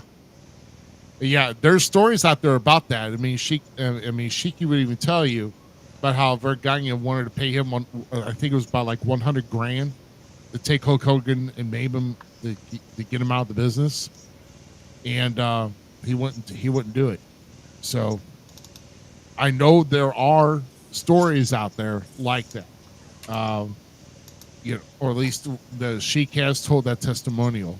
So, but Okay. yeah, So- Vince McMahon should be toward the top of the list, and not the top of the list as far as WrestleMania Inspirations, because obviously this was his vision, to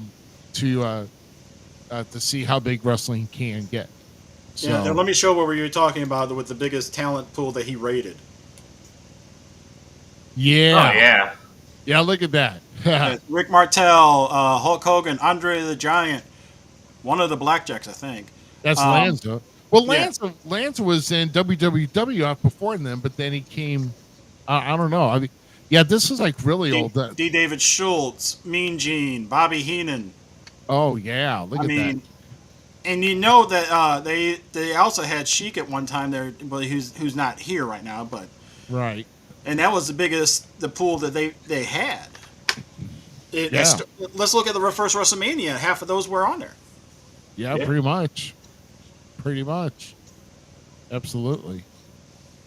So, as far as inspirations here, I'm going to go to Zmiz here for one name.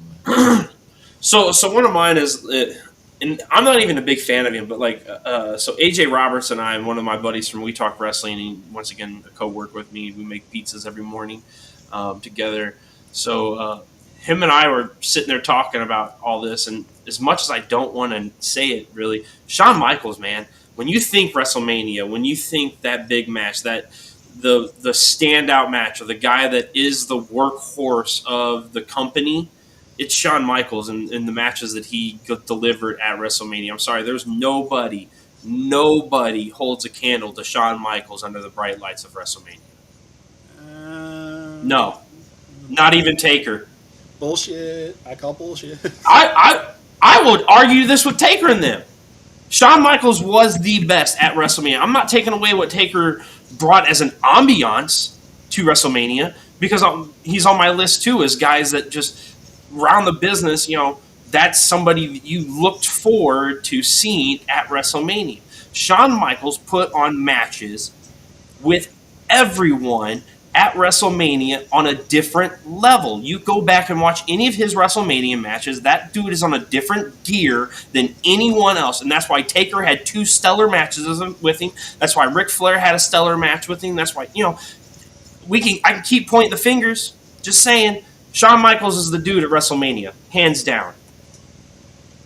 As far as working different types of talent, like I said, and to have a match with McMahon, just whipping the living ever tar out of him at WrestleMania 22. He tagged with God, for crying out loud, and made it entertaining. Well, I mean, that wasn't at a WrestleMania, but I'm just saying. I get what you mean. Yeah, I You totally do know get that it. really wasn't God. That was John Cena doing that role. Yeah, that we saw him. So yeah, That's fun. Now I really wish you would have done an FU. yeah. So, not because we've already mentioned McMahon. Well, of course, already mentioned Hogan. Of course, Hogan was the champion at the time. But another guy, one guy I will mention here first, my first, and he's on this picture to the far left, and that is Roddy Piper.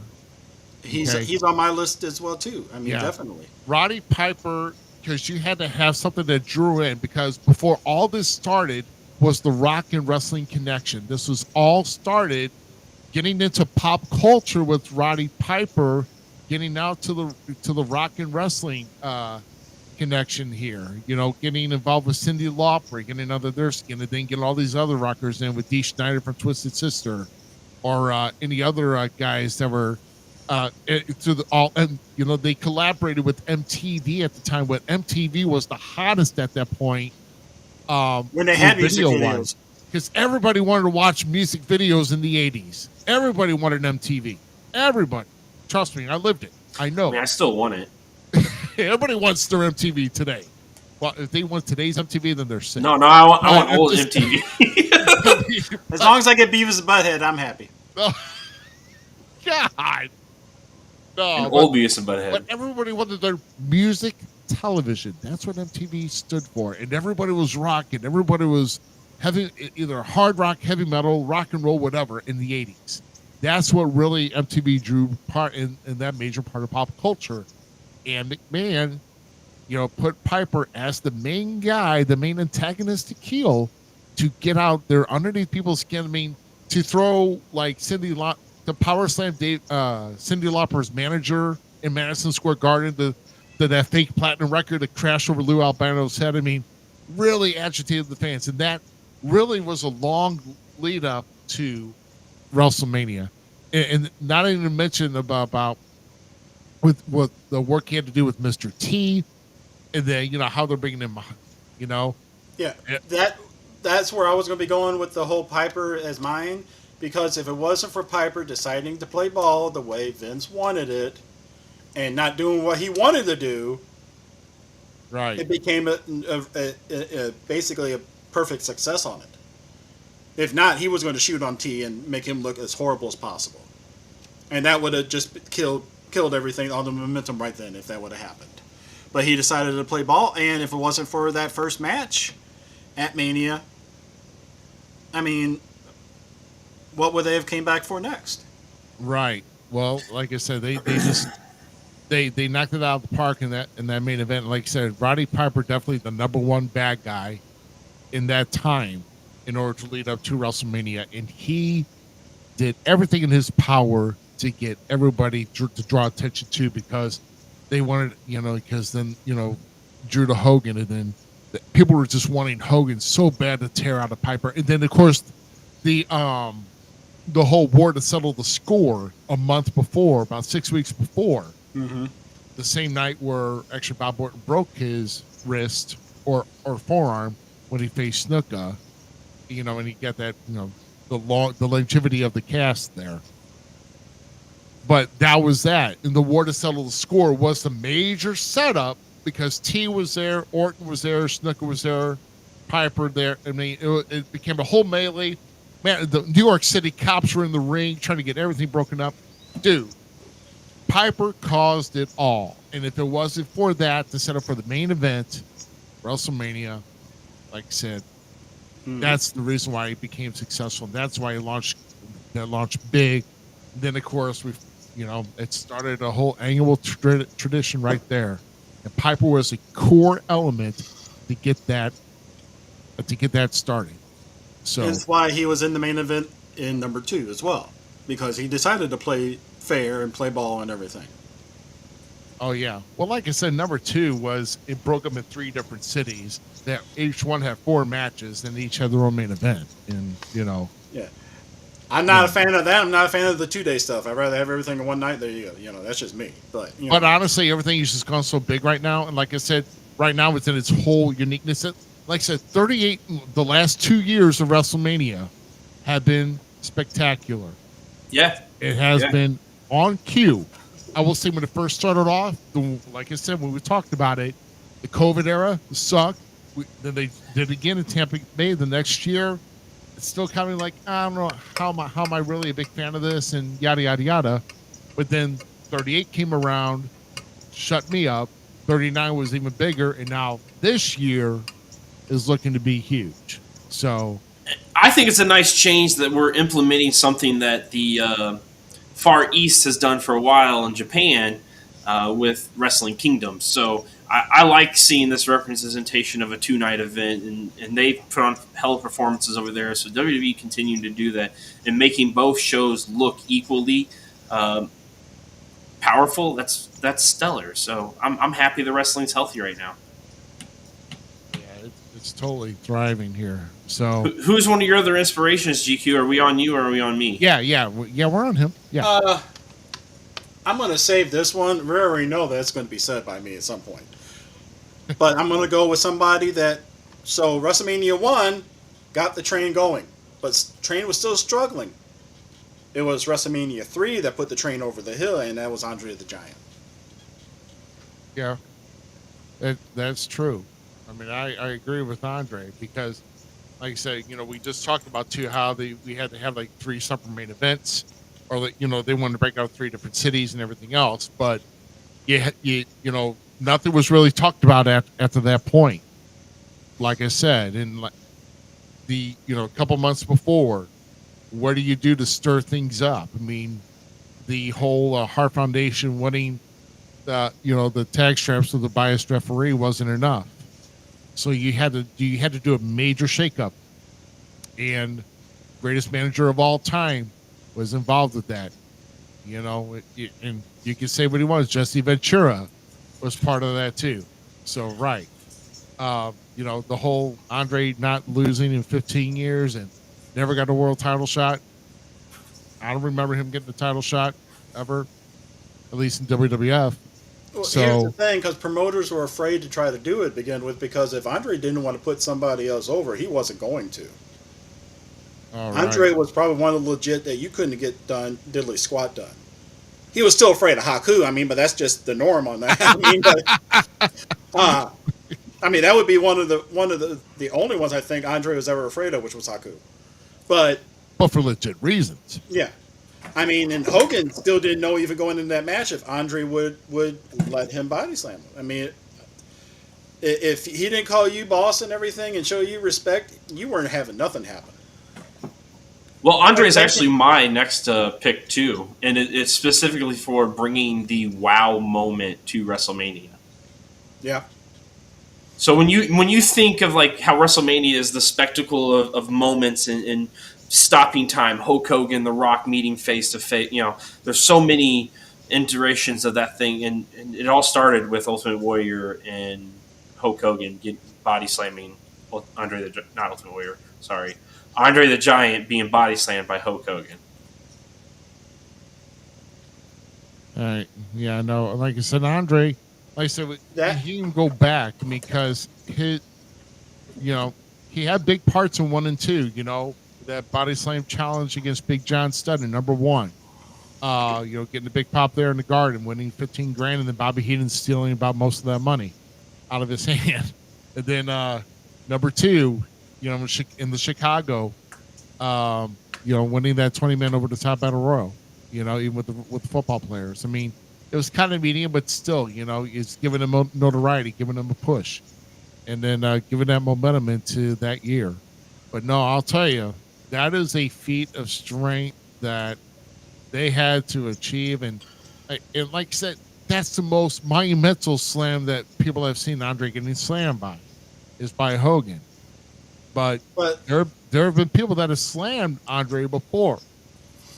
But it wasn't on that major scale of broadcast. Right. Oh, yeah. Because of territories and stuff like that and whatnot.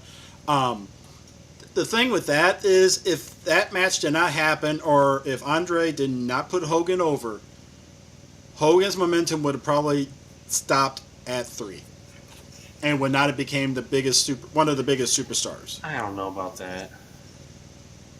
No, I mean, that really put Hogan on the map. I honestly say that does put Hogan on the map.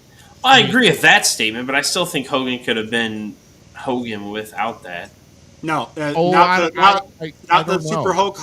Yeah, Super Hulk Hogan. No, not You're one probably bit. right. If he did not beat Andre and show that he can do pretty much everything out there, superhuman feats of strength and everything, no. You needed that. Yeah, you needed that major pop and that major rush, and everybody getting loud at the very end. When Hogan slammed Andre, over 93,000 people there at the Silverdome. Yes, it is the Silverdome. It's not New Orleans Superdome. It's the Silverdome. Yeah. Hi, Hulk. Ironically, that was Hogan that messed that up.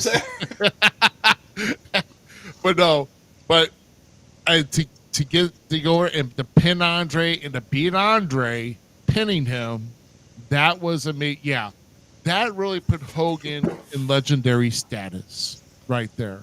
It wasn't the whole Hogan and Warrior at WrestleMania 6 where Hogan got defeated and then he accepted his defeat humbly and then he claimed immortality, yada yada. That's not it.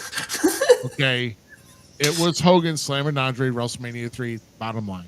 I mean, it's a moment cemented in time. Like, it really is. When you think of professional wrestling, it's one of the images that you see. So. And here's the thing, if you think about it, though, too, with that, if Hogan wasn't propelled to that major status from slamming Andre, would the NWO have succeeded with him being the third member? He had never been a heel for the whole time from Mania 1 until then. Would it have the same impact? Well, like I said, we're going to talk Hogan and all that. What was WCW doing with him for the first 2 years when they signed him in '94? Because they didn't know what the hell they were doing with anything there. Come on now, ask Bobby Heenan. I mean, watching some of his shoots that he talked about, they didn't know diddly squat. Well, Ted Turner's got all that money. You'd think he knows something, you know? When they're telling Bobby what to say, what not to say, and everything, even though Bobby knows, you're just an announcer. Bobby knew more than anything about that business at the time. So that proved right away that they didn't know anything what to do. They struck gold, but again, like I'm saying, with the striking gold with NWO, it wouldn't have had the same impact if Andre did not put Hogan over. I honestly think that. The world may never know. So even though I would love to stay in the old school era, okay, and when we think about inspirations in WrestleMania history, even though we don't see him, we have to talk about him. And that's John Cena. I mean, I don't know if it's necessarily toward WrestleMania in particular, but definitely through WWE. Cena, like I said, he had so many he did have a good number of main events, whether he came out on top or not. But it's now that I think about it, it's like but Cena is one of those notables where people talk about. You just did what I'm trying to do, is trying to remember like a match of his that actually was worth a damn on WrestleMania. Oh. John Cena for me was just an entrance at WrestleMania. Yeah. Well, I mean, and even some of those got boring. I mean, I think probably the best one I can even recall is the Triple H Terminator one. But yeah, I think Cena was all just the entrances. He wasn't nothing memorable in the matches. Right. He's like Shawn's matches. You mentioned all these other matches. Hell, we can mention all of Undertaker's matches. I can't think of a Cena one either. The part about like Cena, it's just his aura of being there at WrestleMania. Like, he was a larger than life character for that time frame. So until that Bray Wyatt match. Yeah. Well, his first two WrestleManias, number 20 against the Big Show. Awesome when he won the U.S. title. Yeah, when he won the U.S. title. He comes back the following year and knocks off JBL's ring and he wins his first WWE championship. Yep. I'll give you those two. So that's really the only notable ones. But like I said, that was his thugonomic going to chain gang soldier, whatever. But and the spinner belts. Yay. Yeah. Oh yeah, thanks to that we got that gaudy WWE Championship spinner belt that you can hurt somebody with if you crown them real good with it. Which one, the World or the U.S.? Both of them were pretty heavy and pretty horrible. I'm sorry. Out of the spinner belts, the U.S. one was better looking. I'm sorry, the U.S. one was better looking. The U.S. title one's the one I don't like the most. No, like, I just like that one more. That WWE title, that spot, that spinner belt. I don't know. That really is the title that really should have not really been. I just liked it because when Miz got it, they turned the WWF logo upside down to make an M. So, or I just put in the Rated R Superstar. I got a spinning R. You know, That's where the side plate thing came from, dude. I'm telling you right now, I don't know if this is fact. Don't take this by anything. But I tried to tell somebody, I'm like, that's the whole reason they have the side plates now. Was the rated R spinner thing. I'm guaranteeing you that's where Vince got the idea from. Well, there were other belts that were made and never used. You got to think, before Cena did it, it was Austin with the Smoking Skull belt. No, yeah, I'm not The talking Rock, about. hold on. No, There was a Rock designed one that never Yeah. saw the light of day.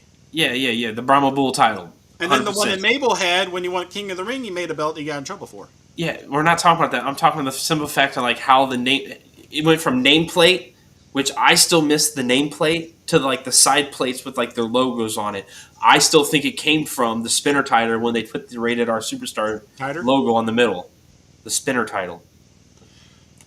Well, the thing also is, it was probably a lot quicker. When somebody wins, going back, just twist, pop off, put on, twist, rather than trying to take screws and do all this and get the plates off. I mean, it was probably more so they could have the belt right away with their logo. Whatever your bullshit is.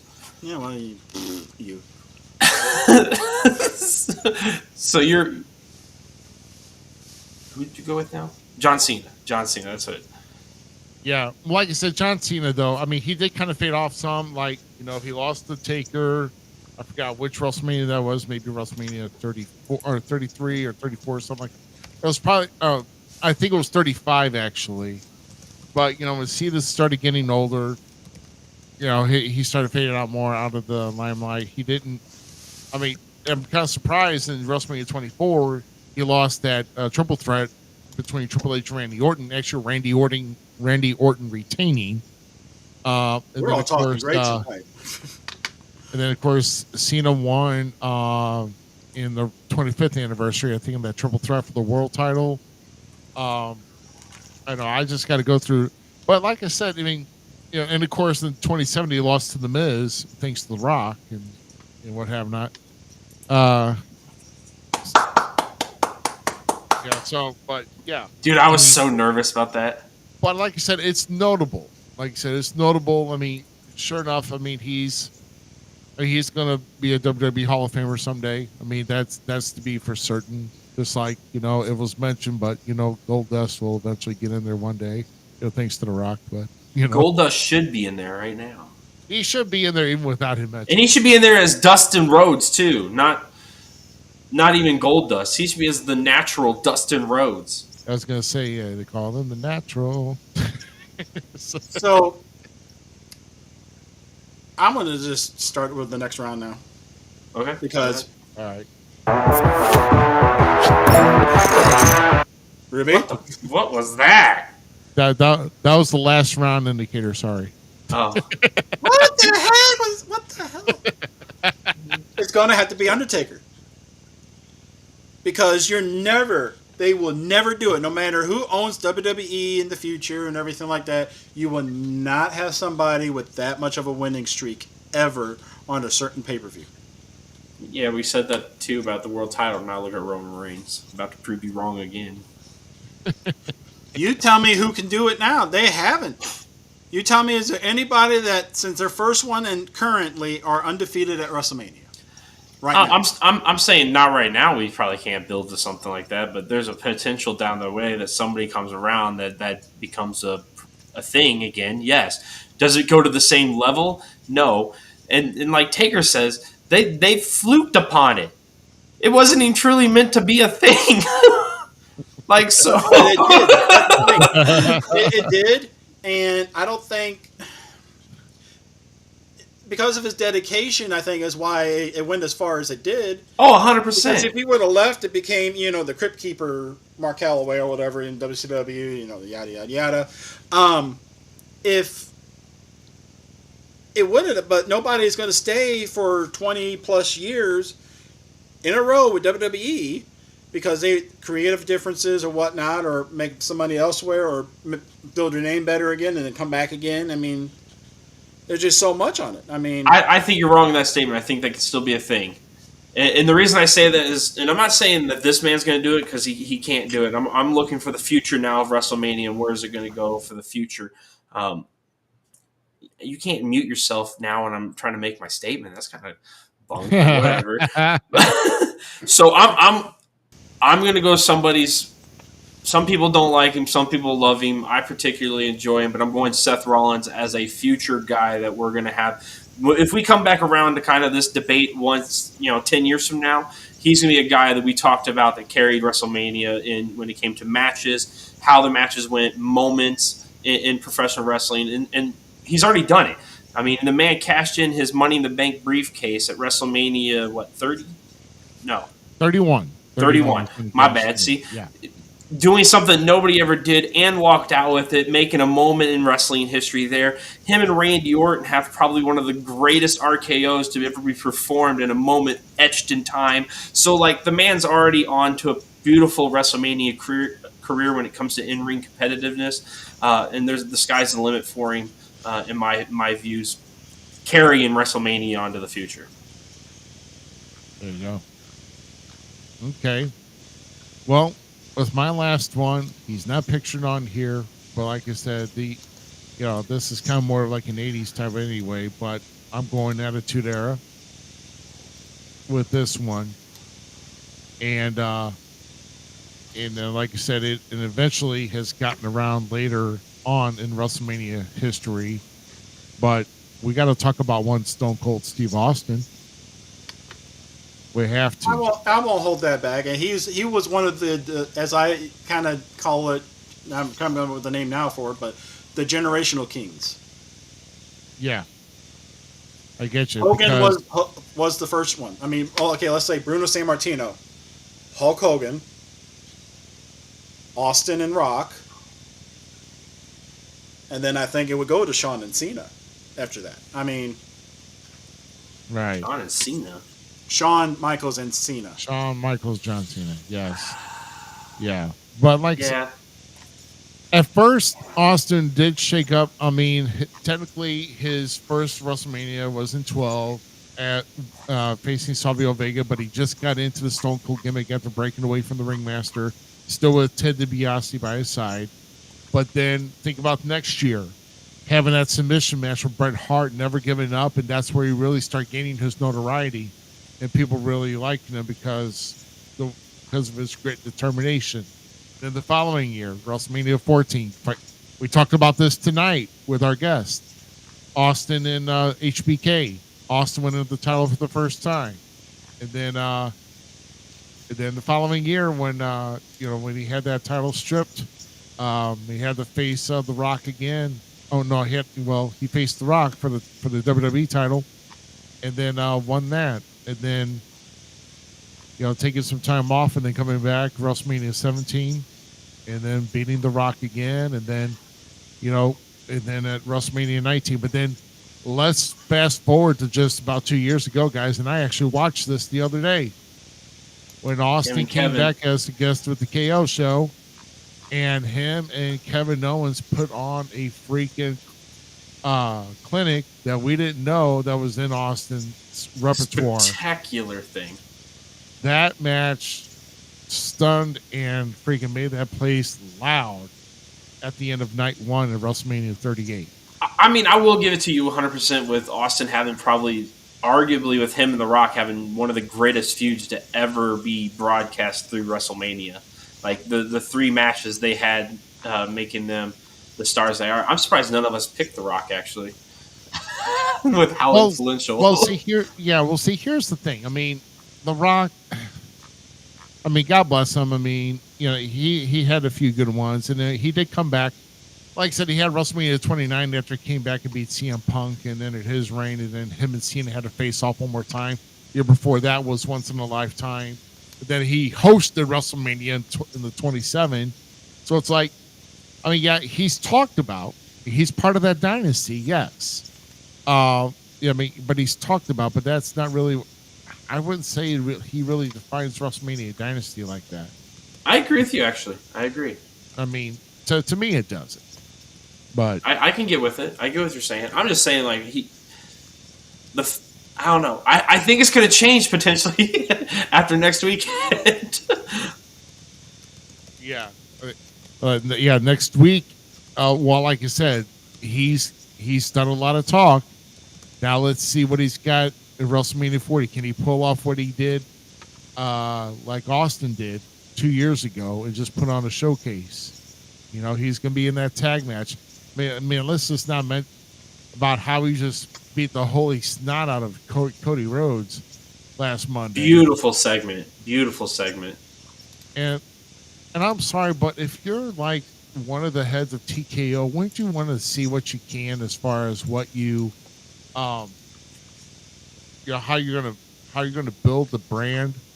I mean, we start seeing these memes this past week, like, "Hey, Rock, we're not on Netflix yet. You need to kind of watch your dialogue," you know, and how he dropped the F-bomb, which, by the way, you can see the actual uncut version if you watch Botchamania 491, which is now out. Cheap plug there, but that's what, I like watching stuff like that. But it's really entertaining. That latest one is really entertaining, so go watch it if you haven't.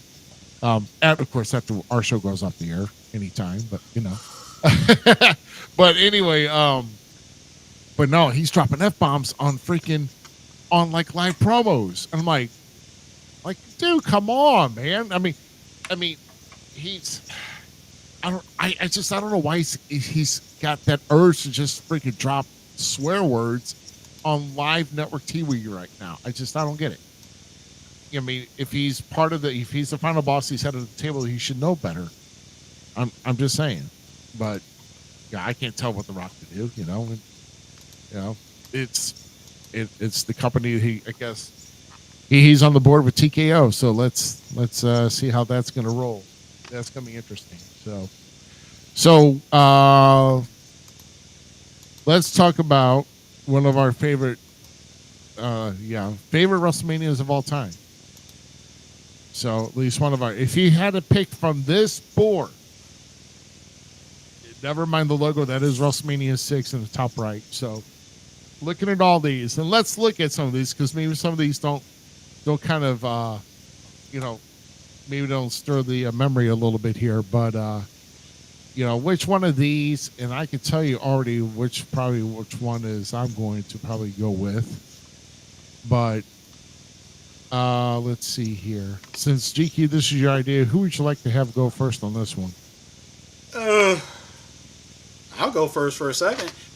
As much as all of them are good, and some of them led into other things like the WrestleMania 10 stuff with Brett and Owen, or 3, 1. I'm going to actually say WrestleMania 17. I think it's 17. Okay. Should be 17. Because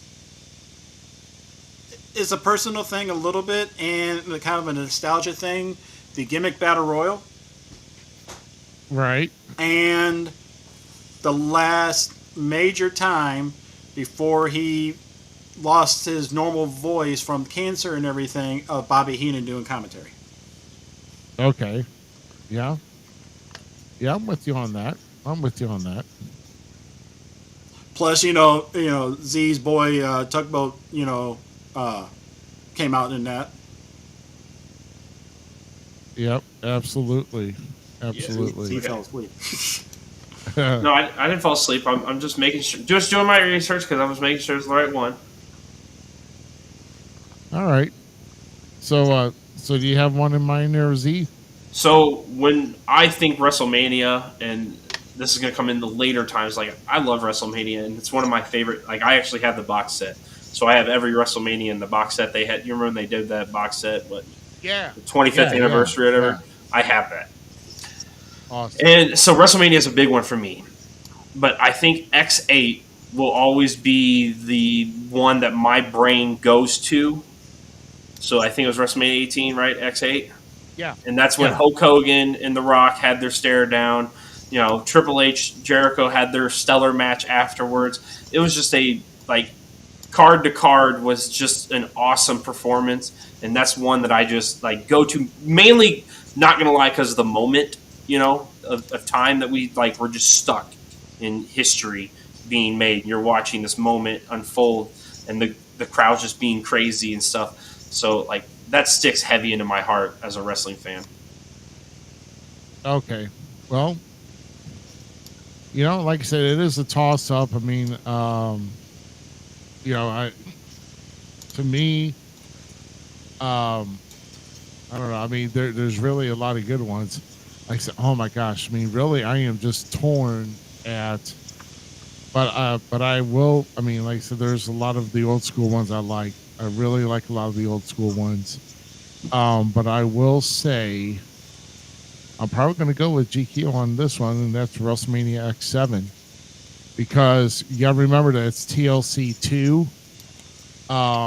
There was a really good, the six person tag with right to censor with was it Taz and the APA. That was good. Test and Eddie Guerrero for the European title. That was that good. match. And I think it was also RVD and William Regal too, with the Intercontinental title. And then, like I said, just all of that in itself, and then of course leading up to Rock Austin 2 at the main event. Was it 2 or yeah, it was. Yeah. Well, it is what it is. But yeah, he when that Austin did that infamous heel turn, bro, that no one would have thought to ever see Austin align himself with McMahon just to get the gold back. Okay, so you're talking about the matches that were on X7, right? Yeah. Chris Jericho defeated William Regal. Oh, I'm sorry. Yeah. Well, yeah, RVD wasn't in the year. I'm sorry. That was my. I'm thinking that's X8 actually. Was William Regal versus RVD? Yeah, I think it was William Regal and RVD, because I know DDP and Christian were in X8 as well. So, but no, you're all right. Thank you, GQ, for correcting me on that. Oh, dude, let's not forget about that hardcore triple threat, dude. That was good in X7 with Raven versus Kane versus Big Show. That was funny to see Kane get on a freaking golf cart to try to run over Raven. That was funny. That was good. Yeah, you had RVD defeating William Regal to become the new champion, the IC champion. Diamond Dallas Page versus Christian for the European. Spike, Hurricane, Mighty Holly, Maven, and lastly Christian, all second pinfalls to become hardcore champion during the match. Oh, Kurt yeah, Angle versus Kane, Undertaker versus Ric Flair, Edge versus Booker T, Stone Cold versus Scott Hall, Billy and Chuck versus the Hardy Boys, the APA, and the Dudleys. Then The Rock Hogan, Jazz versus Lita and Trish Stratus to retain the Women's Championship, and Triple H versus Chris Jericho. Right. Yeah, let's not forget about that big Triple H Undertaker match that went all over the place at X7 too. That was awesome. But no, both of those are really, really good. Once the prime of the Attitude Era right there, that was the heart of it right there. But I had to go X7. It was, like I said, there was a lot more action at that point and just really, really hyped up. So I was going to say 3, but, it's like, Three's such a good one, though. That's like... That is good, too. That's one of my, that's one of my other ones as far as my pick. But if we had to narrow it down, then that's pretty much what I'm looking at. One more question here, guys, and because like I said, the showcase this weekend, guys, WrestleMania 40. So I have to ask Z. I want to ask Z this first. Which part of WrestleMania 40 are you looking forward to the most? Bro, the whole damn show. Well, legitimately at this time, I cannot tell you what part of WrestleMania that I'm like hardcore looking forward to. I want to see what happens because there's so many things that could like go awry or be flip flopped, or we don't have a clue, and I love it because I've thought of like 13 different ways they could end night 1 affecting night 2. So right. Like there's so many possibilities, and I'm here for it. I'm ready for it. I'm excited to see the potential maybe of Bianca Belair, Naomi, and Jade Cargill putting down a challenge to Damage Control potentially. Let's make something like that happen. I'm just saying I'm all for that. So that's a plus. I want to see where this Rey Mysterio fighting Dominic and Escobar with Dragon Lee goes, because that just the got newest announced. So, member of the LWO. so I'm really pumped for wrestling right now, bro. That's all. I'm psyched for it. Yeah, that's a lot. Let's not forget the ongoing saga between LA Knight and AJ Styles too. You know, Yeah.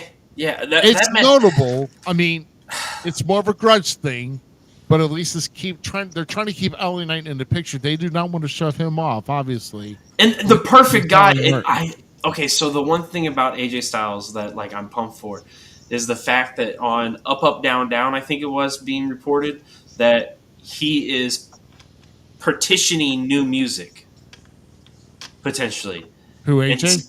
Yes, and has made hints to a potential old music style coming back. And if it does happen, I'm all for it because it represents his style. Like, if people don't,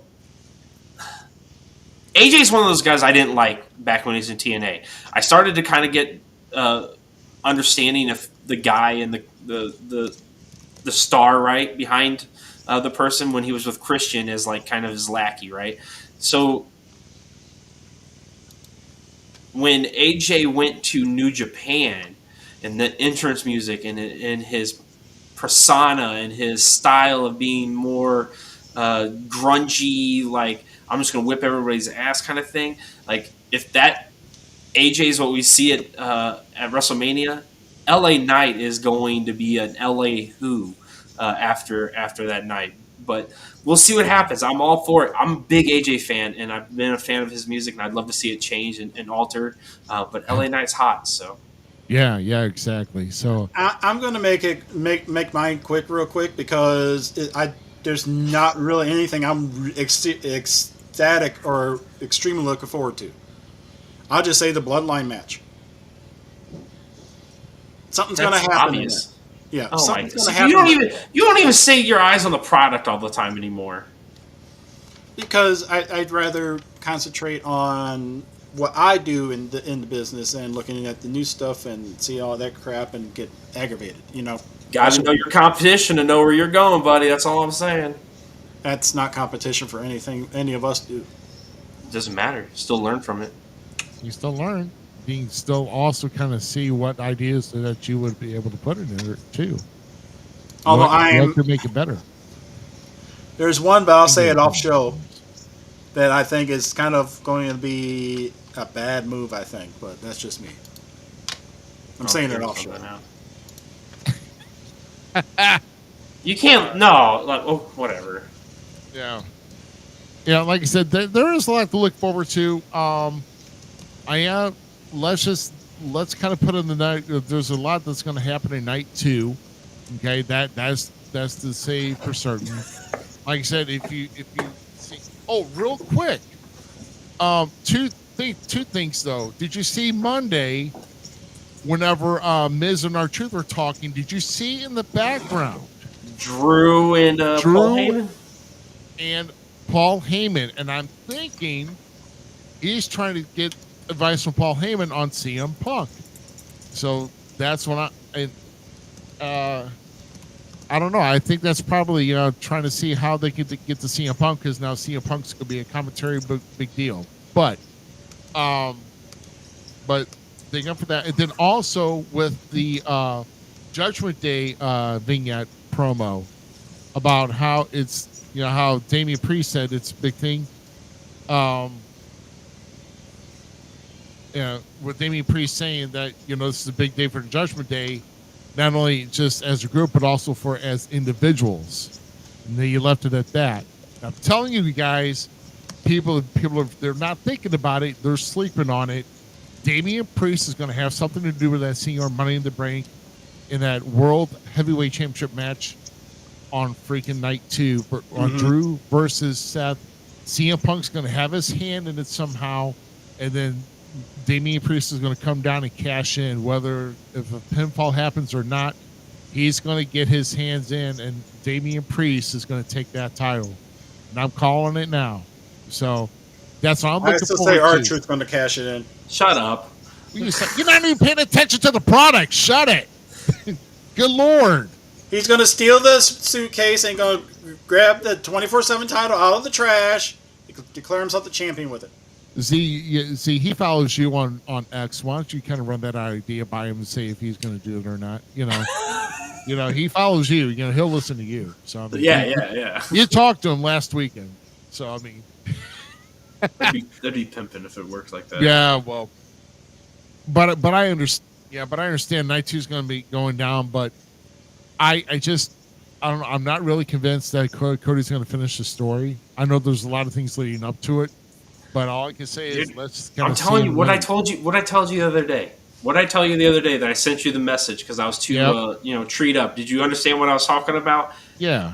Cody loses because Seth turns and joins Roman and stuff, and then we bring in Rock, Cena, all of them. We do a whole thing up to Survivor Series now because now Cody wins at SummerSlam, gets the title. Roman's won in revenge at Survivor Series. We have the bloodline with Seth Rollins now versus Cody Rhodes, Jey Uso, John Cena, Stone Cold Steve Austin, and CM Punk.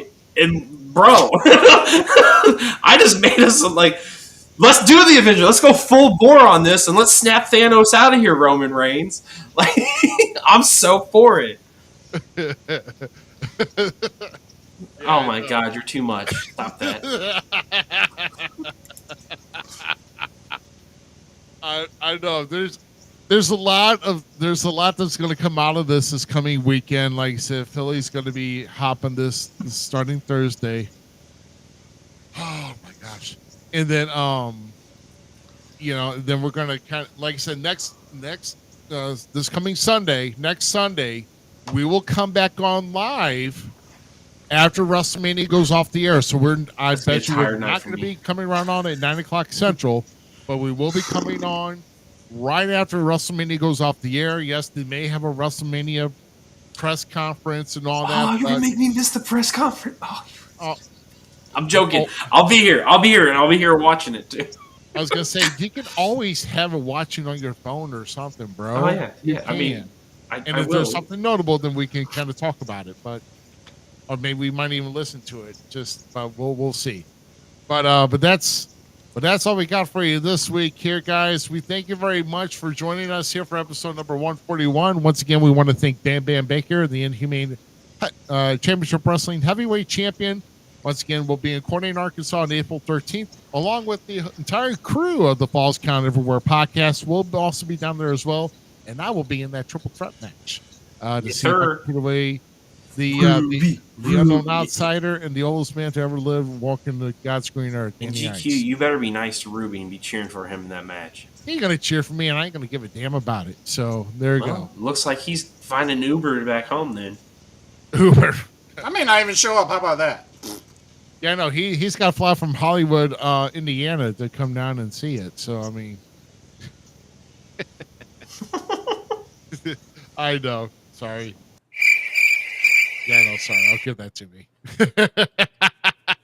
Well, he's already left, so let's roll out tonight. All right, let's roll. It was a great night. All right. So, will you stop? Really? I tease you all the time about that. You know how many times I could have thrown so many birds at you for never mind. For GQ and the Gem City Mouse Zmiz, we thank you very much for joining us. I am Rough Cut Rick Ruby. See you next week for the WrestleMania weekend recap, and we'll see you then late Sunday night next week. See you guys. Have a good week. Let's do it. Happy April. See ya.